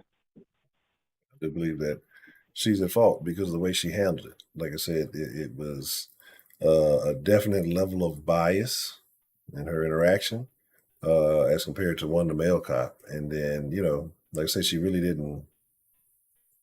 She didn't help. She seemed to hamper that situation more than she helped that situation. So yeah, I would definitely say that if there's anybody to be upset with in this situation, it is her. Yeah. And what do you think? Like, Like, what do you think? What do you think of the people that are like trying to cry? Oh, this is racist. Like, can you see where they're coming from? Or like I said, I could see that, like the perception of it, because like I say, if you were to gauge it with the naked eye, what she did, I mean, what other distinction is there to say why you treated this person this way as opposed to this person? They were both fighting, both engaging. And I'm not calling, I wouldn't say the light skinned quote unquote kid was the aggressor, but he was in a position, he was in a better position at the time they arrived. So, you would usually think if you were to see somebody on top of somebody else swinging on them that, they were the aggressor. You would look at it like that. I mean, if you're just arriving on the scene. But like I said, both of them were fighting. They're both kids. They're both, shout out to lovely Miss Sarah Lou. The only difference in the two that you would know arriving on the scene like that is light-skinned and dark-skinned. Light-skinned according to the news article. But other than that, like, what do you have? Like, now, maybe she grabbed and she knows the kid from somewhere, and she could have been a school resource officer, and she knows that kid, and she's like, oh, and yeah, it could be a whole lot of other things. It could be, now I'm creating other factors that I don't think really exist. I'm just saying there's always other possibilities. But from looking at that situation as to what it was, there's no acceptable reason as to the difference in treatment between those two individuals. Okay. Well, personally for me, like, the way I'm looking at it, I mean, it's basically the same thing that you just said. So yeah, like, just gotta handle that better. So, but that's really all I got for tonight. So, all right. Well, that's about Mr. Jason S. And yeah. How's that? When's the last time you practiced on your guitar there, Mr. Jason S? 10 minutes ago. So this is what I'm expecting from you. Next week, we're gonna have a den at 10. I'm gonna need a Jason S performance. It's been a while. We haven't had any new Jason in 2022. You haven't had any copyright infringements in a while? Yeah, it's been a while, right? So, can always use one or two per video. But yeah, so next week, I'm making a request, Mr. Jason. I want you to call in and play us something. Artist choice. All right, cool. That's a bet, man. All right, well, I will definitely be looking forward to it. Yeah, man. All right, you have a good evening, sir. Yeah. Have a good night, man. You too. Congratulations on the new baby. All right, here's the deal. Mr. Devontae, you may have to come back. I don't like I say, because I have to reset the call queue and everything, because like I say, everything's been changed up. So I think what it's doing is just, I don't know if it's putting the calls in purgatory after you call. I don't know if it's putting you on hold or not, because there's usually like a little setup to keep it in rotation, and I hadn't refixed it, so I don't know. Because usually, like, when somebody calls, the other call, if somebody's waiting on hold, it should pop up, but it's not. So if you want to... Kathy Grace tipped $5. So happy that I stayed awake for the den. Appreciate the love, Miss Grace. I'm glad you stayed awake too. All right. Yeah, just okay, so okay, that's what I'm saying, because I don't know why it's not bringing it back. Usually it pops it back up when somebody else is in line, but for whatever reason, it is not doing that right now. All right. Make it do what it do. Yeah, give me a second.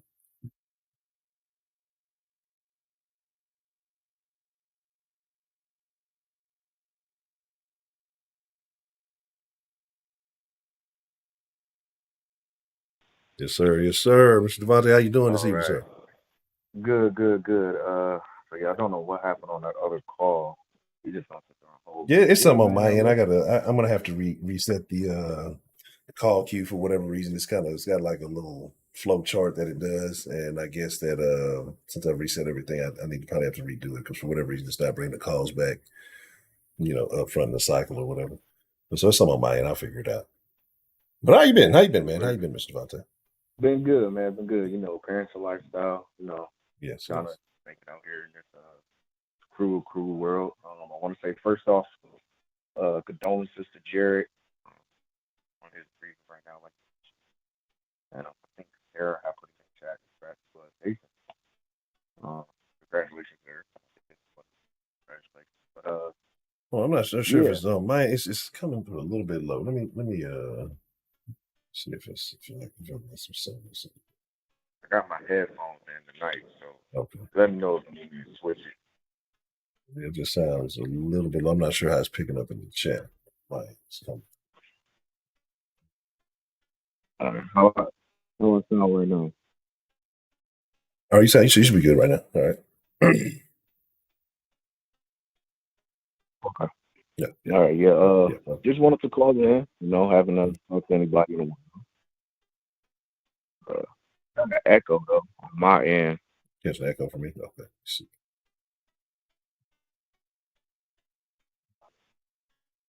Let me see if I can drop this other call that I called in on. Hold on one moment. Okay.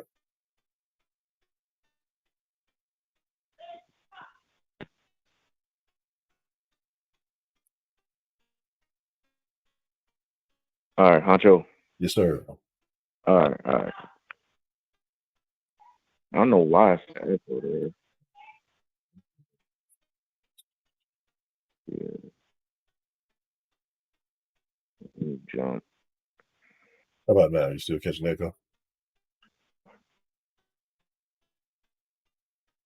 Let me see. Yeah, it's about a 3-second delay.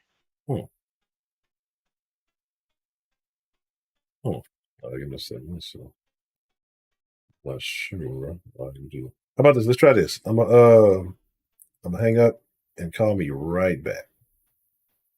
All right. All right. Yeah, I think so. A little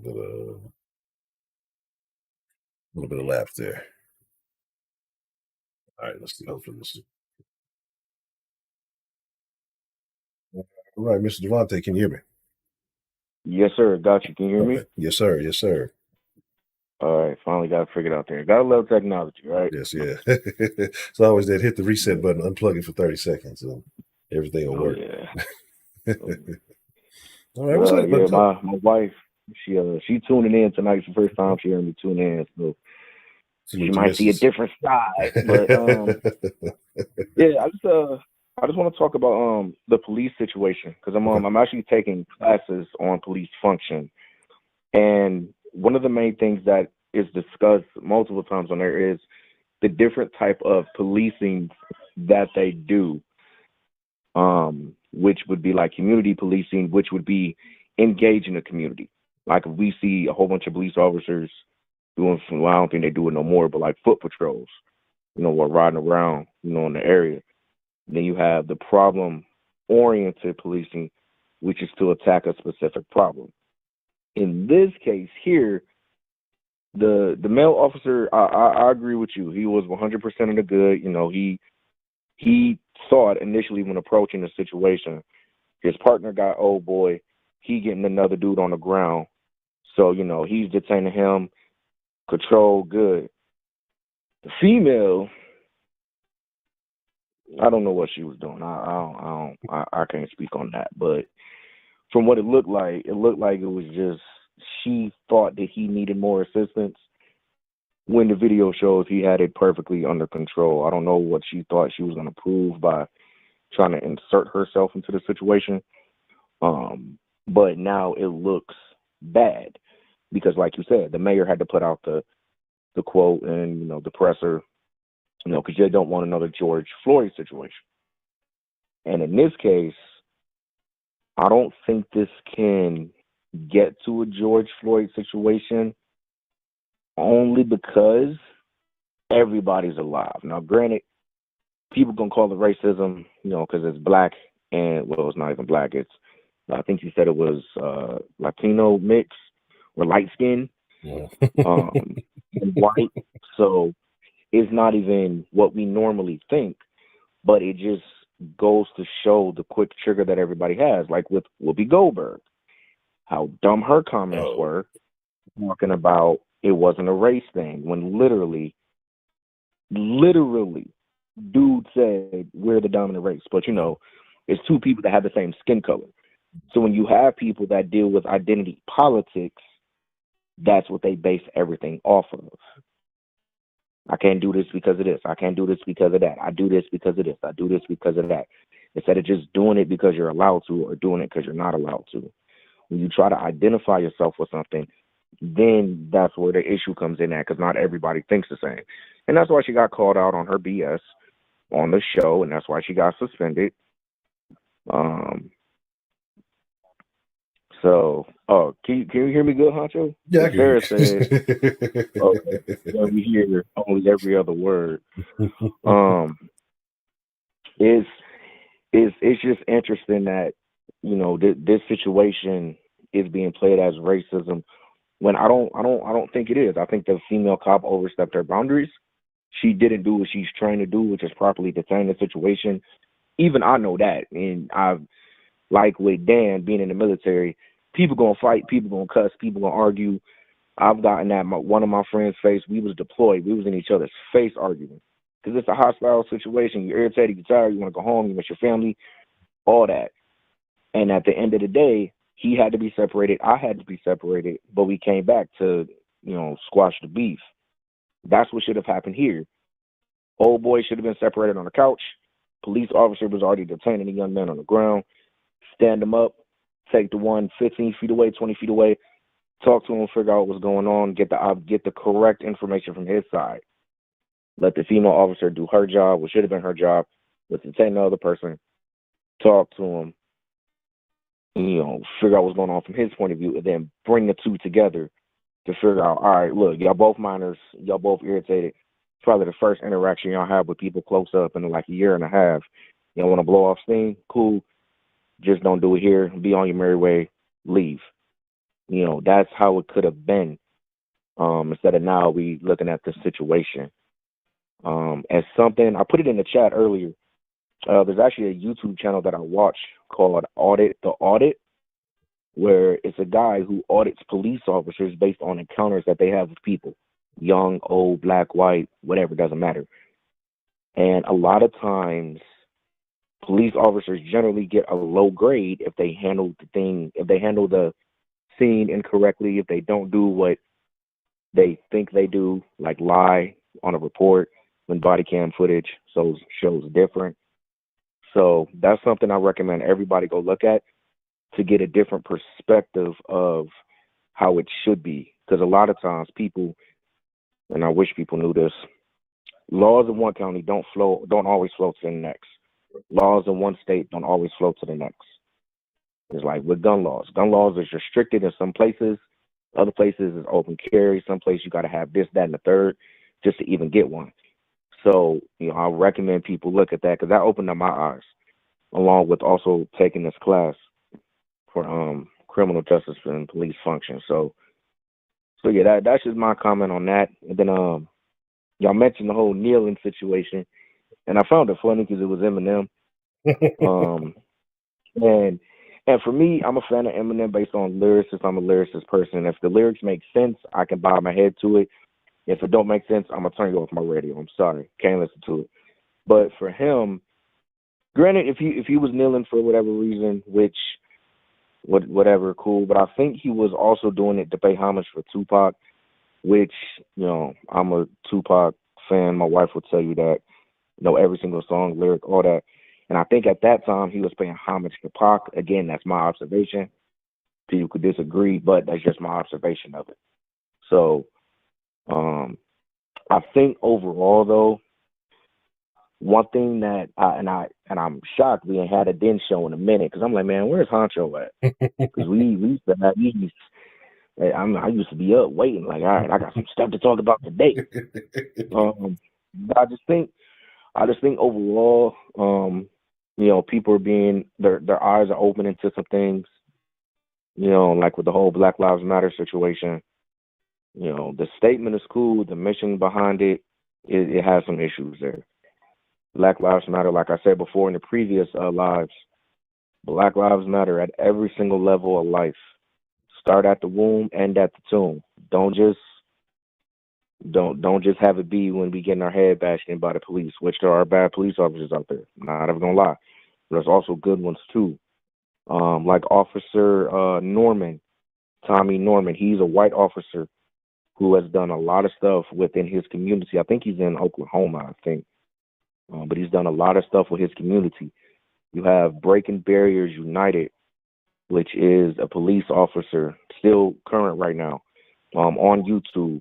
And he talks about different situations. In fact, there was an incident that he talked about in Arizona where the baby was involved and the dude came out of the house and then the police got ambushed. And it was a post that went out about it that this person who pretty much didn't like police, this person who didn't like police, my bad. Y'all hear that little loud noise? That was my wife in the background. She listening in the other room. She's happy and excited. Yeah, I'm gonna tell her to call me one day. But when that situation happened, the body cam footage shows that the police officer actually walked up to the door and was offered in by the man who ended up shooting at a couple of them. 9 officers were hit, none of them died. But the initial call to the house was, this woman has been shot. Now, this person who made this Instagram post, and I'll try to leave a link to the video in the chat once I go back and find it. The person who put up that Instagram post pretty much stated it was for a mental health crisis. And the dude who's at the cop was like, how do you know it was a mental health crisis if, for one, you weren't there, and for two, the cops don't even know it's a mental health crisis? Mental health issues are the hardest thing to find for cops. Literally. Only because I've seen it happen with my own eyes. It's the hardest thing to initiate for cops because there's no defined look of mental health. I could have 10 voices talking in my head right now. Y'all wouldn't know that. But there's no defined look of it. So what the cop was saying was, in this instance, when the man was offering the police officer in, then once he got within 2 feet and fired multiple shots at him, cop got hit in the arm, was able to go away, call for backup, and they set up a perimeter to de-escalate the situation.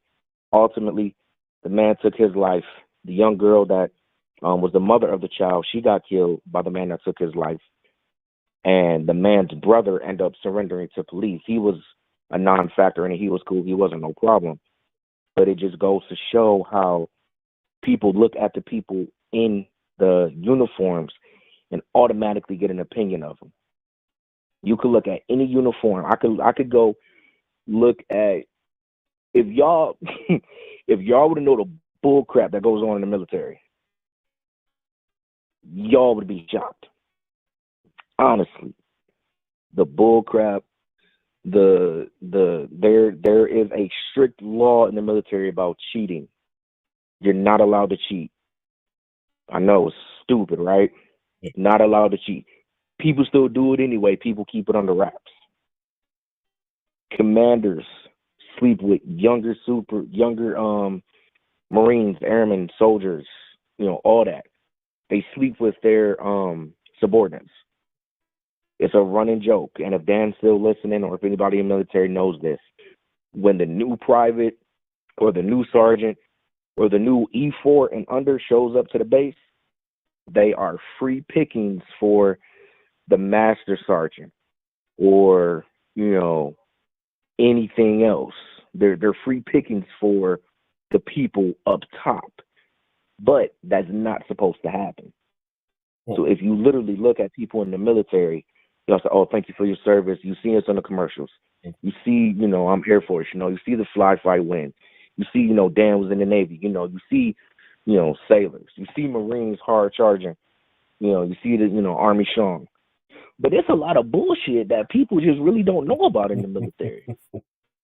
Same goes with medical field. You look at a doctor. Oh, they're great. They're awesome. I could tell you, I'm not going to say it because I work in medical field, but it's a lot of things that are not correct. I'll put it like that because I don't want to get fired. That may be listen, cops and government be watching. But it's a lot of things that don't go correct that should to the normal person. But we look at the uniform and we automatically get a stigma of that uniform. Like I said previously, I've had family in law enforcement. My cousin right now is a SWAT officer down in Atlanta. My wife wants to go into being a police officer herself. I'm just doing criminal justice classes because I'm bored with my time. My grandfather was a police chief. my grandfather was a police chief in Cleveland, Ohio, knew the mayor, when big famous people came to town like James Brown and, my grandfather knew some stories about James Brown that nobody knows. Jim Brown, things like that, people like that. He was always the head of their security. So I have family members in law enforcement. It's a little bit of bias there, but I'm able to detach myself from that and see from both sides of the story. So, in this situation, this isn't a George Floyd, this isn't a Rodney King, this isn't a Tamir Rice, this ain't even a Trayvon Martin. It's somebody getting hyped up using her own unknown biases and unknown conceived notions that caused her to react the way that she did. Now, normally, when you look at the video right before she shows up, dude that she pulls off, that would be the aggressor. Am I right or am I wrong? Yeah. Normally. Am I right? Yes. Right. So if he's the aggressor, why was he just pulled to the couch? Mm-hmm. The cop had the dude on the ground. The cop has probably looked like a good 230, 220, maybe 240 if he lift weights and he's solid. The woman, maybe a $190, 205, 210. That's a 14, 15-year-old male, probably 110 on an easy day, soaking wet. It don't take both of y'all. That kid looks shorter than the cop that initially got on him. She should have detained the dude that she pulled off the couch. Pulled off of him, placed on the couch. Because now the mayor got to get involved. The mayor got to get involved. Now it becomes national news. And then here comes Black Lives Matter standing outside the precinct. And then here come precinct battling with Black Lives Matter. And then here come hashtag defund the police. Which, if everybody talks about reform or training, please tell me where all this is going to go. Because last time y'all said, let's stress something. The Black Lives Matter stole $6.1 million, bought some houses. The co-founder disappeared. Her girlfriend went poof along with her till she got brought back up on some stuff in Canada that they bought a house from some communist person. So please tell me, last time we trusted somebody, how did that really work for people? If you want change, which there should be change, because society changes, there should always be change. If society changes, things need to change as well. If you're going to truly change the right way. Tell us where the funds go. Okay, you think they should be trained on how to deal with police officers. All right, cool. Get members of the community that have dealt with police. It should all. This is my perfect thinking, Honcho. Legit. Community town hall meeting. How many people show up? How many people truly care about the community town hall meeting until something happens? Then we standing outside burning stuff down. How many people truly care about that? So when you go to this town hall meeting, you sit with the police chief, or you go to a meeting with the police, period. Bring up your concerns. Talk about the problem. Make the people in the community feel safer. Then they wouldn't look at that police the way they do. And like I said before, if we could stop getting black kids and kids, period. Because everybody want to be a rapper. Everybody. Even the ones that been rapping with Tupac got shot. All right?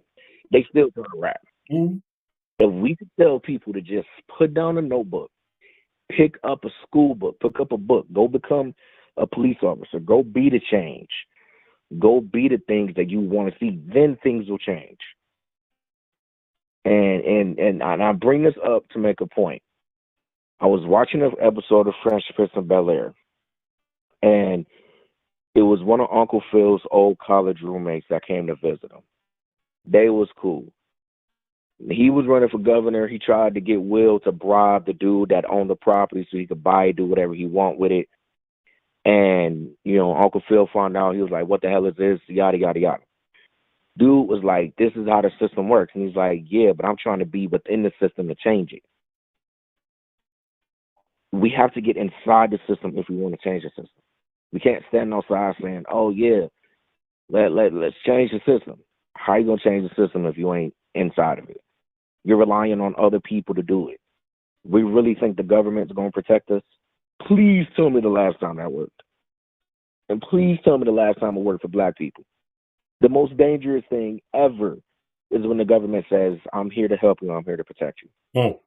And I used to work for them. I used to work for the most dangerous thing they could say is, I'm here to protect you, and I'm here to help you. Because, like, people have now noticed, with tax returns, they took the money out of taxes. And now everybody a little bit upset. Because I want my $3,000, $5,000, $6,000. Well, you shouldn't have took the stimulus money. If you needed it, great. If you didn't need it, great. But you still took it. So now you don't get it money back on your taxes. There is no such thing as a free lunch. They gave the money. Where did everybody think it was going to come from? The air? It don't work like that. It don't work like that. And so, you know, if we truly want to be changed, if people are so upset at this situation, and we need to defund the police, which will cause smiley a face, purge raccoon, to truly happen. raccoon, The movie Purge will raccoon, be everyday raccoon, life. raccoon. You can go look at other countries that don't have a police state. You could go look at Venezuela. A whole bunch of people from Venezuela left Venezuela to come to America to escape communism. And now them same people are saying, y'all really about to go into communism and y'all don't even know it because it's under the title of liberal or liberation or whatever they want to call it. The funny thing about it is the people get mad at them, though. Like the people who haven't experienced it get mad at the people who have come from communism telling you that this shit does not work. This is turn around, red flag, the bridge is out. You know what I'm saying? But yeah, no, you're wrong. You just ain't done it you didn't do it the right way. We're gonna do it a different way, and it's gonna work. Like, okay. It's like the Prime Minister in Canada, Trudeau, whatever his name is, you know, he's freezing accounts. He's freezing bank accounts. What makes y'all think it will happen in America? They censored the president of the United States while he was still president. Yeah. All because he said some mean stuff about some people. But we got sleepy Joe Biden who listening through an earpiece on what to say and look like his brain is malfunctioning whenever he stops talking. And we have the Joker, heels up Kamala Harris, who slept her way to the top, you know, who is now being seen as one of the worst vice presidents ever in history because she was voted just because she was black. The Supreme Court, they're being pressured to put somebody in there who's a black woman or a woman for whatever reason, just because she's black. It's no longer what you do. It's your skin color, it's your ethnicity, it's your background, it's everything you want to say. And that will destroy some things because it's not meant to just be like that. Supreme Court, you can't just let. It's a reason, and I'm not saying this in a mean way, and I know my wife is listening. I'm probably hear about it tomorrow morning when I wake up. But I'm sick. I'm sick, and she'll probably agree with me too a little bit too. The country was never prepared for a black president because they never imagined a black man could be president because a lot of people thought black people were still stupid. We get that, fine. Now, I mean, Barack Obama was the greatest. He really ain't do nothing for black people because they're still in the same situation. But a woman president, people really can't handle a woman president because a woman runs off of emotions. And it's not wrong, it's facts. A man has to, in an argument with a woman, you will never win an argument with a woman. Trust me, fellas, I have tried. I have failed. It's off of emotions. It's off of an initial, and I heard my pastor talked about it a while ago. It's something in their brain that allows them to flow back and forth like water. Emotional, logical, emotional, logical, emotional, logical. Dudes, we got to be like, wait a minute, hold up. That's run off emotion. Let me get to that. Oh, now you're speaking logic. Okay, let me get to that. We have to stop and switch gears to get to that point. They're able to flow back and forth. That's one of the reasons why men are just like, I can't figure y'all out. Women don't come with a handbook, but they really need to because it's confusing. But nonetheless, it's a reason why they have always said that there would never be a female president. Not the fact that it was a sexist, misogynistic, pig, whatever they want to call it. It's the fact that women would make a decision solely based on emotions some of the times. Not all, but some. Case in point, if you were to think about something that major happened, the pandemic, what makes how Biden handled it, anything from how Trump had handled it, anything to how Hillary would have handled it. It was unprecedented. So it's something that has to be done correctly, that to where if we're going to defund the police, we're going to do all this stuff, it has to be done correctly. But that female officer was in the wrong. She's probably placed on administrative leave. She's probably getting doxxed, getting death threats, getting all this stuff that she don't need because she honestly made an error in judgment. She made an error in judgment. Because how many times if we were to record our lives on the daily, would we have an error in judgment and we want, grace? Not saying that she deserves mercy and all that, but she made an error in judgment. She shouldn't have did what she was supposed to do. Now she getting ridiculed for it all over social media. This is just a big old problem that could have been avoided if she just detained her half of the party. Because that now, we're sitting here 2022 still talking about racial problems when we can look back in history and see real racial problems. People always have a prejudiced thought, prejudice notion, and everything else. People always have that. It's a given trait within us. But it's also how you care, let me rephrase this the right way, how you show yourself and dictate yourself. It's a reason why white people walked with Dr. King, not because he was some dude talking peacefully, because he presented himself. And it's a reason why some people didn't walk with Malcolm X, because he presented himself, and white people wasn't rocking with, and they said they wanted, they said what they said. When he talked about JFK, everybody white cut him off. When he said the chicken has come home to roost, after all the violence, and the chicken has come home to roost, white people was like, "Oh, that's it, Barbara. Turn off that TV. I don't like that Malcolm boy." Just like it was contentious when Muhammad Ali changed his name from Cassius Clay to Muhammad Ali. It was black people that didn't like that. One of the dudes that he fought, I forget his name.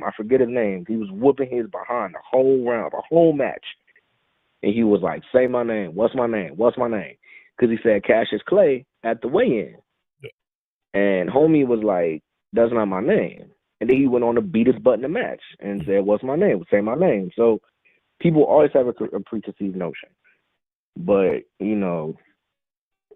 if people just get out of that and look at how you treat somebody, look at somebody's character, the world would be a lot better off. A lot better off.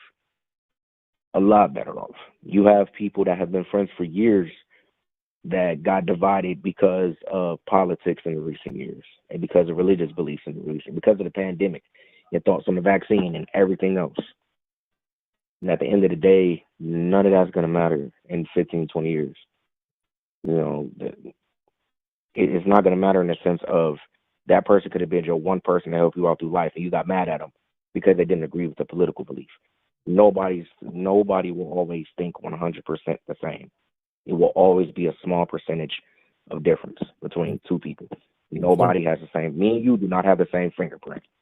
We're all created the same way, but we don't have the same fingerprint. You come across somebody that agrees with you 100%, there's a problem somewhere. Like there should be, like you said, there's no two people should be 100% in accordance on all things. If this is the case, either somebody's lying and being disingenuous, or somebody doesn't have a thought process of their own, or whatever it may be. There should never be a reason that two people are 100% in accordance on every issue. But you got people who expect that you can only be my friend if you agree with everything I say and do. That's not what friendship is. Yeah, that's impossible, and I know the old saying was, if you want to stay friends, you don't discuss religion and politics. Why not? Then you'll be able to see, okay, there's a difference there. All right, but I could agree with you on 70. I have one of my closest friends in the military is a Muslim. I'm a Christian. I'm not gonna stop talking to him just because he believes different than me. Do the chef. Do know how to cook up a meal. His daughter said he put on Facebook, my daughter wanted grilled cheese and chicken nuggets for lunch. So he put out this extravagant Gordon Ramsay type grilled cheese and chicken nuggets for lunch. And I'm over here giving my daughter dinosaur nuggets out of the Tyson bag. And I commented, I'm like, man, you over here making us look bad, bruh. I'm about to come down and chill with you and learn how to cook the meals like you do. But that's the one thing we got in common. Yeah. But it's another thing that we don't have in common, but we still cool. You know, and it should be able to have that conversation. Yeah. You should be able to have a conversation with somebody and not scream and yell, because a screaming match doesn't show anything but ignorance. Because you think that talking loud is going to make you win. It works in the movies. It don't work in real life. You know, so it work in the movies. It don't work in real life. Or like my wife said, it's fake as fuck. So, yeah, that's what I got, Honcho. I just want to say I'm glad we back on it, man. I miss being on here. Gave me something to just talk about, you know, because like I said, you know, I don't talk much about this stuff anyway. This is the one place where I can talk, and I'm gonna need Heidi to quit running her mouth, because I miss Heidi. I didn't, but I didn't. She back in the comments running her mouth, but you know, it's good to have the dance show back. You know, Sarah, you know, Dan with the plan from America to Japan. You know, it's good to just have everybody back. And I will say this, though.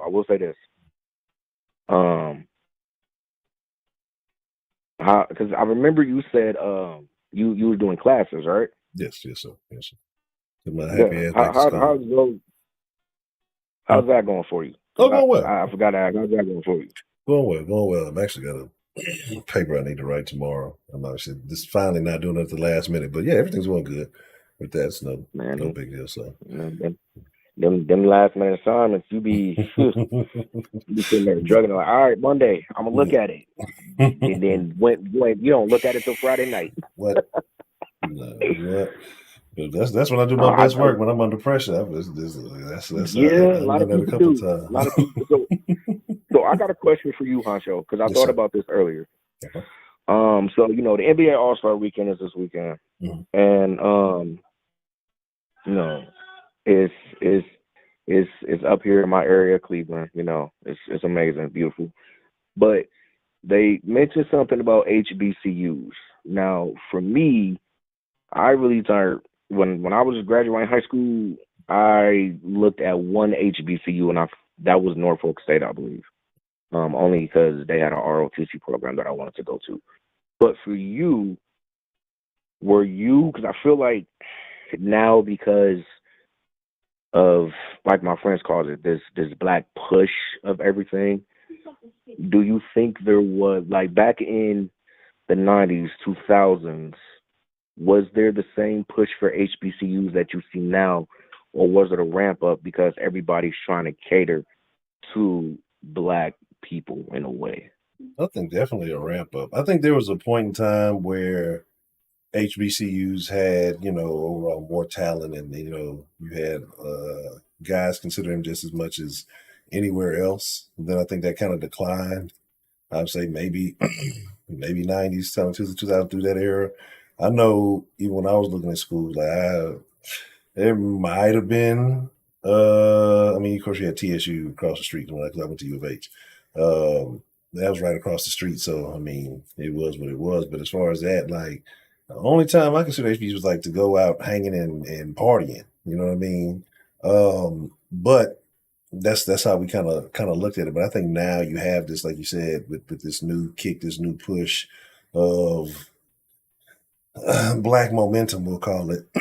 That I think people are starting to encourage that. But what they really need to be doing is saying, okay, well, why is it that, you know, a lot of these HBCUs aren't being looked at, you know, in the same way as you know, as these other schools, other universities and colleges, and what's going on. And then when you really look behind them, a lot of time you see a lot of corruption. You see a lot of misappropriation of funds and things like that. And even like if you're talking about just athletics, it's getting to the point now where you're starting to see some upgrades in athletic facilities and stuff. I think what Deion's doing for the Jackson State is huge. Yeah. But like it's going to take a lot more than just that. Like, because Deion's only one man, you'd have to have some other guys being able to commit and contribute to that. So it's kind of a weird thing, because I was actually talking about this with Spitz. We were actually having just a behind the scenes conversation. We were talking about these guys and, you know, what it would take for these HBCUs to be relevant. And again, like I say, but now with the ability to pay players and do all that, like, it's going to be tough, because you'd have to get a bunch of guys to be in agreement on something. And I would support it, but at the same time, I would not fault any kid not wanting to risk his career and opportunity to try to, you know, pave the way, because you only got this limited window. If it was a situation where you got all the time in the world to, you know, do whatever, you got your whole life to get it right. But when you're talking about you got, you know, a window of 4 to 5 years, and depending on, you know, how good you are, what you're trying to, if you are trying to go to that next level, if you are a top tier recruit and all these things, well, you got to look at some things. You know, you got to look at competition, you got to look at facilities, you got to look at, you know, what opportunities will present itself if I say I don't, you know, go to the league, if I do get a degree from the school, like, and I'm actually trying to go to school. I think there's a lot of factors that go into it. And what you tend to see a lot of times is that these HBCUs, it's a lot of partying that goes on. And I'm not saying it don't happen at all these other schools. It happens across the board, but it's a different energy. Now, I don't know if things have changed. Again, like I said, I had been out of school damn near 15, 17 years, something like that. So when I was going, every time I hit HBCU, it was basically a party. Like, so it was going down, and we was going to fall into some hype or some type of stuff like that. So I may have a personal bias, but would I like to see them be successful and be just as competitive as anybody else? Absolutely. And I think it can be done, but it's going to take some work, and it's going to take a lot of people being on the same page. I don't know if folks are just, if they're willing to do that. Like, so. And one thing that I've noticed with Black History Month, it seems like this is the one time we always put something towards HBCUs. Meanwhile, President Trump gave the most money to HBCUs ever. Now, for me, Obama actually gave the least amount. But the interesting thing is, because you brought up Deion Sanders, and everybody knows who Deion Sanders is. If you don't, he's the greatest cornerback of all time, point blank, period. But what he's doing at Jackson State is a very big thing, like you said. And, you know, I agree 100% with you. It'll take more than just him. Because you got someone like Shannon Sharp, who is, you know, arguably one of the top 3 greatest tight ends to ever play the game. He went to Savannah State. You know, he could do something there. You have someone like Hugh Jackson's, I think now like Grambling University. You know, you have all the esteemed people that went to, as in like Morehouse, like the big one down in Georgia, I think. Because or is that like an all guys school? It's one of them. I think it's like Morehouse and Spelman. They're like right across the street from each other. Yeah, I think Morehouse is the Spelman's and chicks, I think. Yeah, you got all the people there, and it's like so many people can give up so many donations, but it means nothing if you don't have boosters. Because boosters is what's drawing people in. That's why colleges like Alabama can keep Nick Saban and allow him to get all the 5-star, 4-star recruits that would go to these HBCUs when really, honestly, they're not going to, because it's not a name brand. And this is one thing that I noticed about college sports real quick, because I love sports.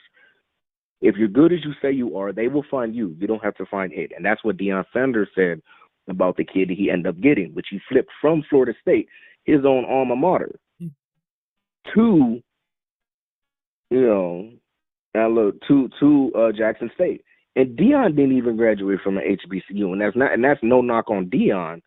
But even then, back when he was in college, you still had people that I think Jerry Rice came out of a HBCU. I think Terrell Owens came out of a HBCU. So it's the name brand that attracts these people to the schools. It's not so much, oh, this is a HBCU. You know, I'm gonna go here because it's around my people. Yeah, you feel cool. Yeah, you feel good. But at the end of the day, if you're trying to get to the NFL, you're gonna go where all the NFL players go. It's a reason why Alabama keep winning championships, man. And there's a reason why you in Texas, so I'm not sure. It's a reason why the Texas Longhorns ain't been in a championship for a minute. It's the brand, it's the name, it's Alabama, it's Nick Saban, it's Texas, it's the memories of Vince Young and Roy Williams, and all the greats there. But it's the name brand, and like I said, if the schools don't have boosters, if they don't have somebody backing it, they will never get to where it's supposed to be. That's why that's why rich kids go to rich schools, because their parents is probably boosters on the club. And I learned that from watching Power, 50 Cent show. The young kid Tariq goes to a preppy white school. Why? Because his daddy got money. Illegally and legally, but he got money. So he sent him to the white school, where he knows that it's better education than the black school, because he already grew up there. And he don't want his son to go back to that. So he send him off somewhere better. And he meets the grandson of pretty much the founder of the school. They become drug dealers together. And then, you deal with his whole side of the family. But that's where I learned, like, boosters have all the power. Boosters make decisions on who gets hired, who gets fired. Period. It ain't got nothing to do with a donation once a year from two superstars. It ain't got nothing to do with that. Has nothing to do with that. And that's what I think, everybody that's black has to understand. Because I watched, and if I'm rambling, Honcho, let me know, because I don't want to ramble. J.R. Smith from the Cleveland Cavaliers and all that stuff, he actually attends a HBCU now. But he realized that places, brands like Gucci, Timberland, Michael Kors, all these name brands that we as people statistically spend the most money on because we want to impress the broke people that live next door to us. We spend the most money there, but it's not meant for us. But we won't go support somebody down the street who selling their shirts, out the back of their car. One of my friends who actually having his stuff, he got with a Complex magazine, and he's in the All-Star Weekend right now in the fashion showcase right now. I remember when he first started his brand, 2 shirts. That's it. Out of his own pocket, made him everything. Now he has a whole clothing line that's getting, recognition. And it's a grind for years, at least 10 plus years, because I know them for over 10. At least 10 plus years it is. And he's just now getting the recognition of it. But because he has the backing and he has support of people from the community and not from his community, he's able to succeed. If y'all want to check it out, it's Under God by DeAndre Byfield. Check it out. It's dope. But that's just my plug. But it's crazy how we push out the most money until something dramatic happens in the world. Then we say nothing's more powerful than the black dollar, and then we hold all the money. Like, I think it was 2020 or like 2019 when it was the whole Black Tuesday, when everybody had like the black screens up on their profile pictures and all that stuff. For solidarity and hold your money and don't do this, don't do that. People were still at McDonald's buying hamburgers and sweet teas because they talk a good game, but they don't back it up. That's why you only believe 20% of what you hear. I call it 20% of what you hear, 40% of what you read, and the rest you have to see for yourself, because it's only certain people that could truly back up what they say with their actions. But if we truly want to make a change and truly want to do all these things that will make the black community better, we have to truly take the steps to do the black community. For one, stop voting for the Democratic Party. The Democratic Party does not like black people. They showed you that the past 4 years. They gave you a black president and a black VP that has done nothing for black people. Nothing. Nothing. And there's nothing against them. They are in the history books. But you could look through the history. And I need someone to tell me which party switched from which.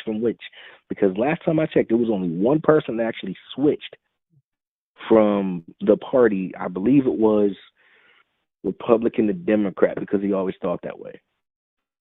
Everybody loved Bill Clinton, but Bill Clinton issued the 1994 crime bill, which was backed by the president now, Joseph Biden. Like, literally, there's a video of that on YouTube, and it's President Biden smiling ear to ear with this man signing the 1994 crime bill.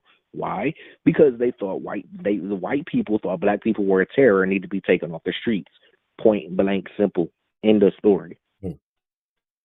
But yet he could change, but Orange Man can't change. I digress. I'm not gonna get down that rabbit hole, because that right there,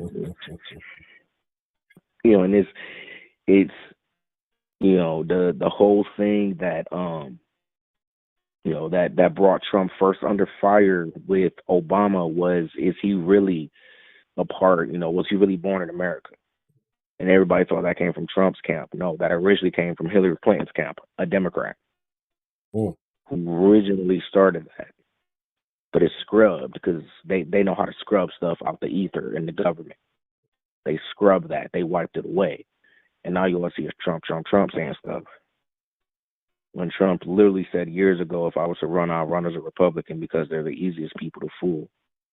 Because Trump was really independent. He really didn't care. He saw America as a business. It's one of the reasons why America had the highest Dow and SAP that it's ever had in years, and why right now it's crashing faster than the bucket of chicken at Oprah's. So we can see where that goes. But it has to be, people have to understand that in able to build a community, you have to keep something within the community. And if you're going to change your community, you have to be willing to change the community and admit that there's faults within that said community.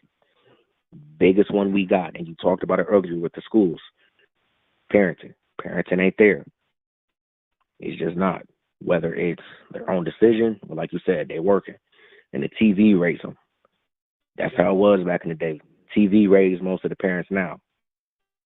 My mom was able to raise me. My grandfather, before he passed on, was able to raise me. My grandmother, my auntie, had a hand in raising me.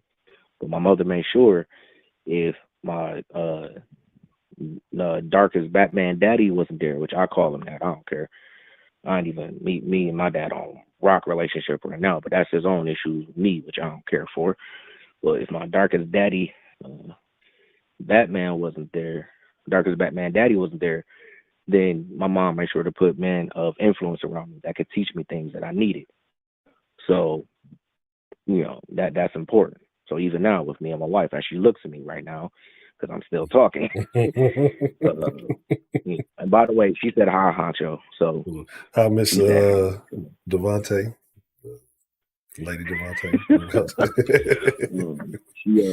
We're raising our daughter now, but I'm making sure that she knows who loves her most, her mother and her father. Cool. But other kids don't have that opportunity. And when they grow up, you see what my generation is, what you grow up with. The kids that ain't got no home training, the kids are disrespectful, the kids that's living to oppress people that they ain't gonna meet because they live on social media, because everything has to be posted on social media. And then you have those kids raising more kids. That's gonna be this is gonna be fun, Honcho. More kids with more disrespect than life or anything. Like you said, they didn't even know who Dave Chappelle was. How do you not know who Dave Chappelle is? Dude got one of the funniest skits in America. Funniest. And his white impersonation voice is just amazing. It's perfect. But the Chappelle Show. He got one. The Chappelle Show, classic. Even though my wife don't like Dave Chappelle, but she's crazy. She knows who he is. Yeah. I had that whole. She like Kevin Hart, man. I had to be like, whoa. Kevin. Oh. Trust me, Honcho. I'm like, okay, we got it. Now she like Bernie Mac. I'll give her that. She like Bernie Mac. She like, Eddie Griffin, no, Eddie Murphy, But for me, she gets on me because I ain't really grow up watching, like she said, like too many like black movies. Because if it wasn't military, if it wasn't shooting, if it wasn't Tupac, or it wasn't a video game, I wasn't dealing with it. As a kid, I just wasn't. But as I've gotten older, I've learned to appreciate things. But yeah, she have a heart, and I'm just like, man. Dave Chappelle, Cat Williams, Eddie Griffin, Bernie Mac, Steve Harvey for me. A little bit of Cedric the Entertainer, only because I haven't watched him as much. But I know he's a legend. Like, I know these people. But back to my point, you have people that are coming up that don't know their past, that don't know their history. They're just going off of what somebody says. And black people ain't coming this far to just say we can't do nothing. I feel like we're progressing backwards, and we can't do this, we can't do that. No, this. We're still fighting for racism. We're still fighting for social equality. We're still fighting for all these things. You have them. It's just not. They have to be seen. No, actually, no. You have them. You actually have the things that you wanted back in the day. It's just that now you feel more entitled to get more because you see other people doing more, but the black people are doing nothing. Majority, not all. Majority, no, I wouldn't even say majority. Some are doing nothing. Because you have, I feel, in my age group, a small shift. But you still have some that are doing nothing and expecting a handout, which there's no handouts with nothing. It has to be earned. So you have that coming up. And it's just going to be a crazy situation. So I feel like I've talked long enough. I don't want to keep you talking. I know it's probably people on the line like, man, but this dude get off the phone. This black. No, you good. We ain't had a chance to chop it up in a minute, man. So it's all good. Yeah, man. Whenever because I thought about a couple weeks ago, I'm like, man, we ain't had no Honcho Den show. Because I go back and I'm like, did I miss something? Like, did I miss it? So, it's good to get back on here. But though, I'm gonna go watch my wife do my daughter's hair now. I don't know why they're still awake, but women are hard to understand. I learned that. But to bring it on, all the way home. The female cop was in the wrong. She's probably getting reprimanded from it. But it's also how do we react as people to it? Because it's not a true racist thing, like some would say the Tamir Rice situation was, which, the kid got shot, with the police car rolling up. Yeah. I'm like, man, you could at least could have walked up to the kid with your gun drawn, like trigger discipline, like we see it in history. We saw Rodney King, which a lot of people still hang their hats on Rodney King, and a lot of people say hang their hats on that, but we also have instances where people have beaten the police, and successfully won in court. But I will say, just to everybody in the chat, only because I have family in law enforcement, I looked it up. Last year there were 363 police officer killings. How many of them made the news? Yeah. But they'll report every single second a police officer does something wrong. Yeah. We have to see through social media when a police officer does something right. So, my point in saying that is not everybody's going to hit the mark perfect when it comes to policing, because some of them do wear it for a 30 because they was picked on in high school, but they couldn't get into the military, so the police officer route was the best route. Or, they feel like, whatever they feel. But they put their life on the line. Just like people in the military, we put our lives on the line. My life was really never in danger.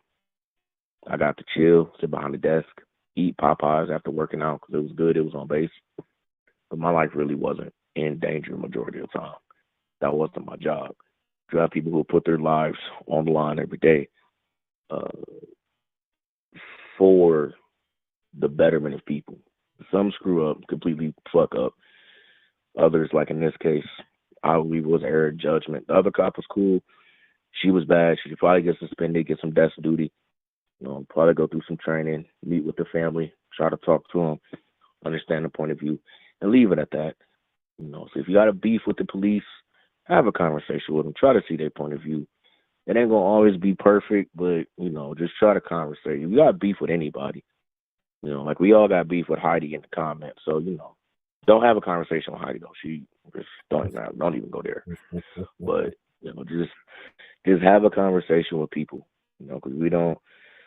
2020 was already hell enough. 2021 was already hell enough. We don't need to bring 2022 and more of that. So, goal for this year for everybody in chat: just love one another, love each other, love yourself. Can't love somebody if you don't love yourself. So that's my ending TED talk. Thank you. I'll be here all week. 6 to 5. Pay $25 an hour. No, I'm playing.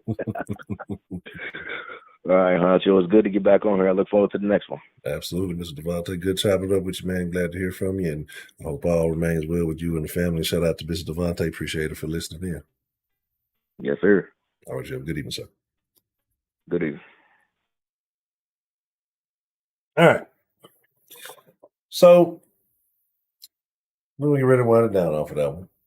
But I think ultimately, that's the kind of situation you got. We live in this world where everything's so sensitive and things can easily get taken and ran with one direction or the other. And depending on, how you filter the things you view and watch and whatever, you're going to see a justification for either side.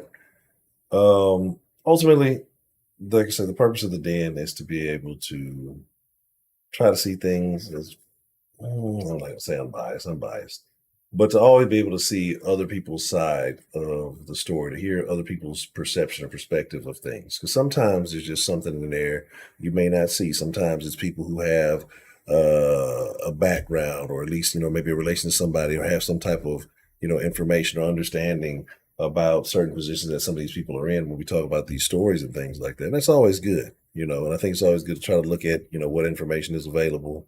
And of course, in hindsight, it's fucking 2020 when I can sit here and slow the shit down to 10% of the speed, and we can break down every frame and look at this and look at this and look at this. It's easy to make all the right moves then, because one, you have no skin in the game, there's no real risk. And then two, like I say, it's hindsight. You already know what's taking place, and something you're just kind of, making that commentary. I get that. I definitely understand it. And again, like I said, I'm not like super pro-police, but I'm not anti-police. Like, I look at people as they are. Everything is case-by-case basis. When we speak on things, we speak in generalities. But when actual instances happen or incidents happen, you got to stop and you got to look at that incident for what it is. What took place in that incident? I can't tie, what happened here in this incident to some other shit that happened 15 years ago that was quite similar. Every situation is its own thing. We can connect the dots, and we can say, okay, well, in these fields, there's a high occurrence of this happening. Okay, well, let's find out why. Let's have an understanding. We need to communicate for a society that has all the communication, all the technology, all this stuff. we fucking suck at communicating with one another, like just having normal conversations anymore. You know what I'm saying? So it is what it is. Nah, you can't call him Ashley. Did you? No, there is an anonymous call. I'm not answering that. Go to bed. I don't know. Ashley's always on some shenanigans. This could go way far off the rails. But I still love you, Ashley. But we will be, for those of you who can remain up, slide in the Discord after this. Chop it up. Y'all want to have some post-stream conversation. Let me put the link in the Discord so anybody who wants to chop it up, anything y'all want to talk about. I've been feeling like there's a conversation that we are supposed to have tonight that I have just been skipping over for some reason, right? Like, for whatever reason. I don't know if any bots are on there. I might have some. Hold on, actually, let me see. I don't know if we got any. Let me see. That's not it. I can't spell that. Not R. Tripping. But Coke Classic Cage, what's the motherfucking deal? Always good to see you. I am envious and in admiration of the beautiful build that you have put together. So definitely shout out to you. I hope you got that issue. What kind of board you got? 'Cause I saw you said you had an issue. Is it an AMD or is it a Intel? That is my bad. I apologize if I missed. Well, Heidi, if you wouldn't be doing so much attacking people, the messages would stay long and I'd be able to see that. So, because I know that issue was there was an issue with some of the AMD boards. I don't know if you meant Intel or AMD. I'm actually, because I've had some issues with mine, and yeah, I've actually been scared to buy the other. I won't say scared, but I don't know if it's a board issue or what. Because I had an NVMe that fucking went out, and it was fine. Like I say, as soon as I put the other I'd upgraded the GPU. The motherfucker stopped working. Intel, okay. Yeah, I think honestly, it takes up too much. Discord don't take up that much space. Like you don't even have to have you can just do Discord through a browser, Isley. You know what I'm saying? Yeah, AMD pissed me off. Like I was loving it right. Like the last build I had didn't have any issue. I didn't really have any problems with it like that. This one, and it's been it's an AMD board thing, so I've been going crazy looking for it. There's an issue with the USB, you can't really use all the fucking USB slots. There's something that causes a shortage, and there's supposed to have been an update. It's supposed to have been a fucking BIOS update, and it fucking didn't fix anything. I've done everything and then some, so I ended up fucking getting another PCI card and fucking just getting some extra USBs. Now I want to get some more because I think I've used all those up. Yeah, I was rocking Team AMD. I was loving it, but we'll see how this lasts. But I may be going back to Intel. I don't know. There's some things change. Had a weird stipulation. But like I said, let me put the link in there for those of you. Ashley don't want to get on the Discord browser to talk to her. She's too good to just, you can just do it in a web, but you ain't got to download the actual app. See, your problem is, Ashley, you got too many damn pictures on your shit. You need a fucking cloud-based picture service and get all your shit off your phone. Clear some damn space. You got all the bullshit ass apps. You got all the gossip apps. You probably got juicy gossipsite.com something. You see, you got all them fugazi ass apps. That's what's taking up all the space. You got all that bloatware and fucking spam on your damn phone. If you delete that shit, you'd have room for the Discord. So yeah, how about that? I'm telling you that. Look, don't get me wrong. I love the streams. But the streams are a bit of a process. Just Discording during the day and fucking just having ran. Oh my God, some of the craziest stuff happens, and I love it. The Tommy thing. The Tommy Sotomayor thing. For those of you who don't know, right?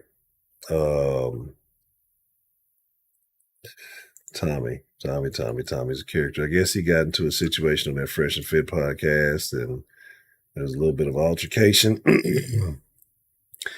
My deal with Tommy is just it never changes, right? And here's my thing with him. Here is the Discord link. Here's my thing with Tommy, right? I lost all respect for Tommy as a man whenever, like I said, I saw him get into it with that chick after I guess they had a little car accident. He was just talking crazy, talking real off the wall to look like the average black chick I talk about in here that'd be acting crazy, doing all the sideways, goofy shit, making black women look bad or upholding stereotype or whatever you want to call it. That's what he acts like. even though that's what he talks about. And so it's hard for me to like, don't get me wrong, I think Tommy's funny as shit. I'm not disagreeing with the things that he says, but his behavior to me is the issue that I have. And so it's always super easy for him. You see him get aggressive with females, but like I said, it's been a couple of times he had some incidents with some dudes, and there was an energy calibration problem because the energy wasn't matching the situation. So I think his meter was off, or the radar readings weren't correct in those situations. But that's my deal with him, man. Like, I don't wish him no ill or nothing like that. Like I said, I still think he's funny. I just don't really watch it no more. Too much drama for me, bro. Like, you know, I can take a little bit of that shit, but it's like, how are you a person that everywhere you go is drama? Like, I wouldn't hang out with somebody like that. So much less like it would be hard for me to just like watch that shit. So I haven't really been fucking with him in a long time. And just to see, I don't really watch Fresh and Fit, but I did see the little situation chick hit him. But then, like I say, he got kind of, after she hit him, and rightfully so, you get hit. You know, I don't care who you are. Don't be hitting, don't be putting your hands on me. We're fucking adults. You know, you got all like try to fight him and shit. So it was just, it's like, man, I ain't got it. You know what I'm saying? Yeah, exactly. So that's kind of my whole thing. But that,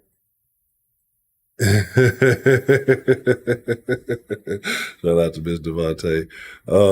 Yeah, that's my deal with him. Like, cause he could be so much further than where he is. And he could be, and not saying he's not doing well for himself, but it's like the unnecessary dramas, the unnecessary actions that he engages in. But that's the shit that people like. And I think that's the shit he likes. You know, some people need that because they grew up, you know, unstable, in a tumultuous situation, lots of ruckus and just craziness. So when things are calm, normal, and stable, they don't know how to deal with that. And they don't know how to handle those things. You know what I'm saying? And so that's like discomfort to them. When they're used to chaos, when things are normal, smooth, and calm, that's chaos to people who are raised in chaos. Anywho, I want to say salute to each and every one of you, man. I appreciate all of y'all for coming through tonight. Again, as always, man, it's my honor, my privilege, my pleasure. Right now, with the way the schedule is, we still rocking Fridays, did at 10. I'm going to start trying to work some more in there, so just stay tuned. I'll try to keep it updated.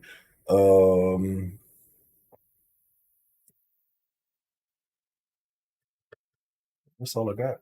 Like I said, did I put the link in there? I think I put the link there. Yeah. Discord link. Beat me there. Don't meet me there. I'll be in there after this. We're going to chop it up for a little bit. And, get to talk to y'all if y'all slide in there. PS5. I thought Kenneth finally grew up. I might have been wrong. Still immature, I see. But again, like I said, I thank all of y'all. And remember, if don't nobody love you, man, I love you. Not just because you're coming in here and supporting the channel or you're a part of the community. Man, we live in a world where you see it day in and day out. It's like the hate for one another is increasing. And the reasons why are so stupid. It's ignorant, and it truly is unfortunate. Now, whether you agree, whether you come in here, you disagree with everything that's been said tonight, I don't care if you hate niggas, whatever it may be. Maybe what was the old buddy's name that was coming here talking stupid? Whatever his name is. Anyway, love him too. I love all y'all, man, because the world needs more love. And if I can drop just a little drop in the bucket, then shit, hey, it is what it is. It's not hard to love somebody. I know a lot of us don't love ourselves. And so if you don't love yourself, it can't be hard to love somebody else. But hey, I love me, so I love you. I'm gone. Everybody except for Trill, because niggas report on. Niggas report on just a different breed, so you can't help them. You can't deal with them. They're just bad people. I don't even know why. Just wrapping it up. We go. Adios. So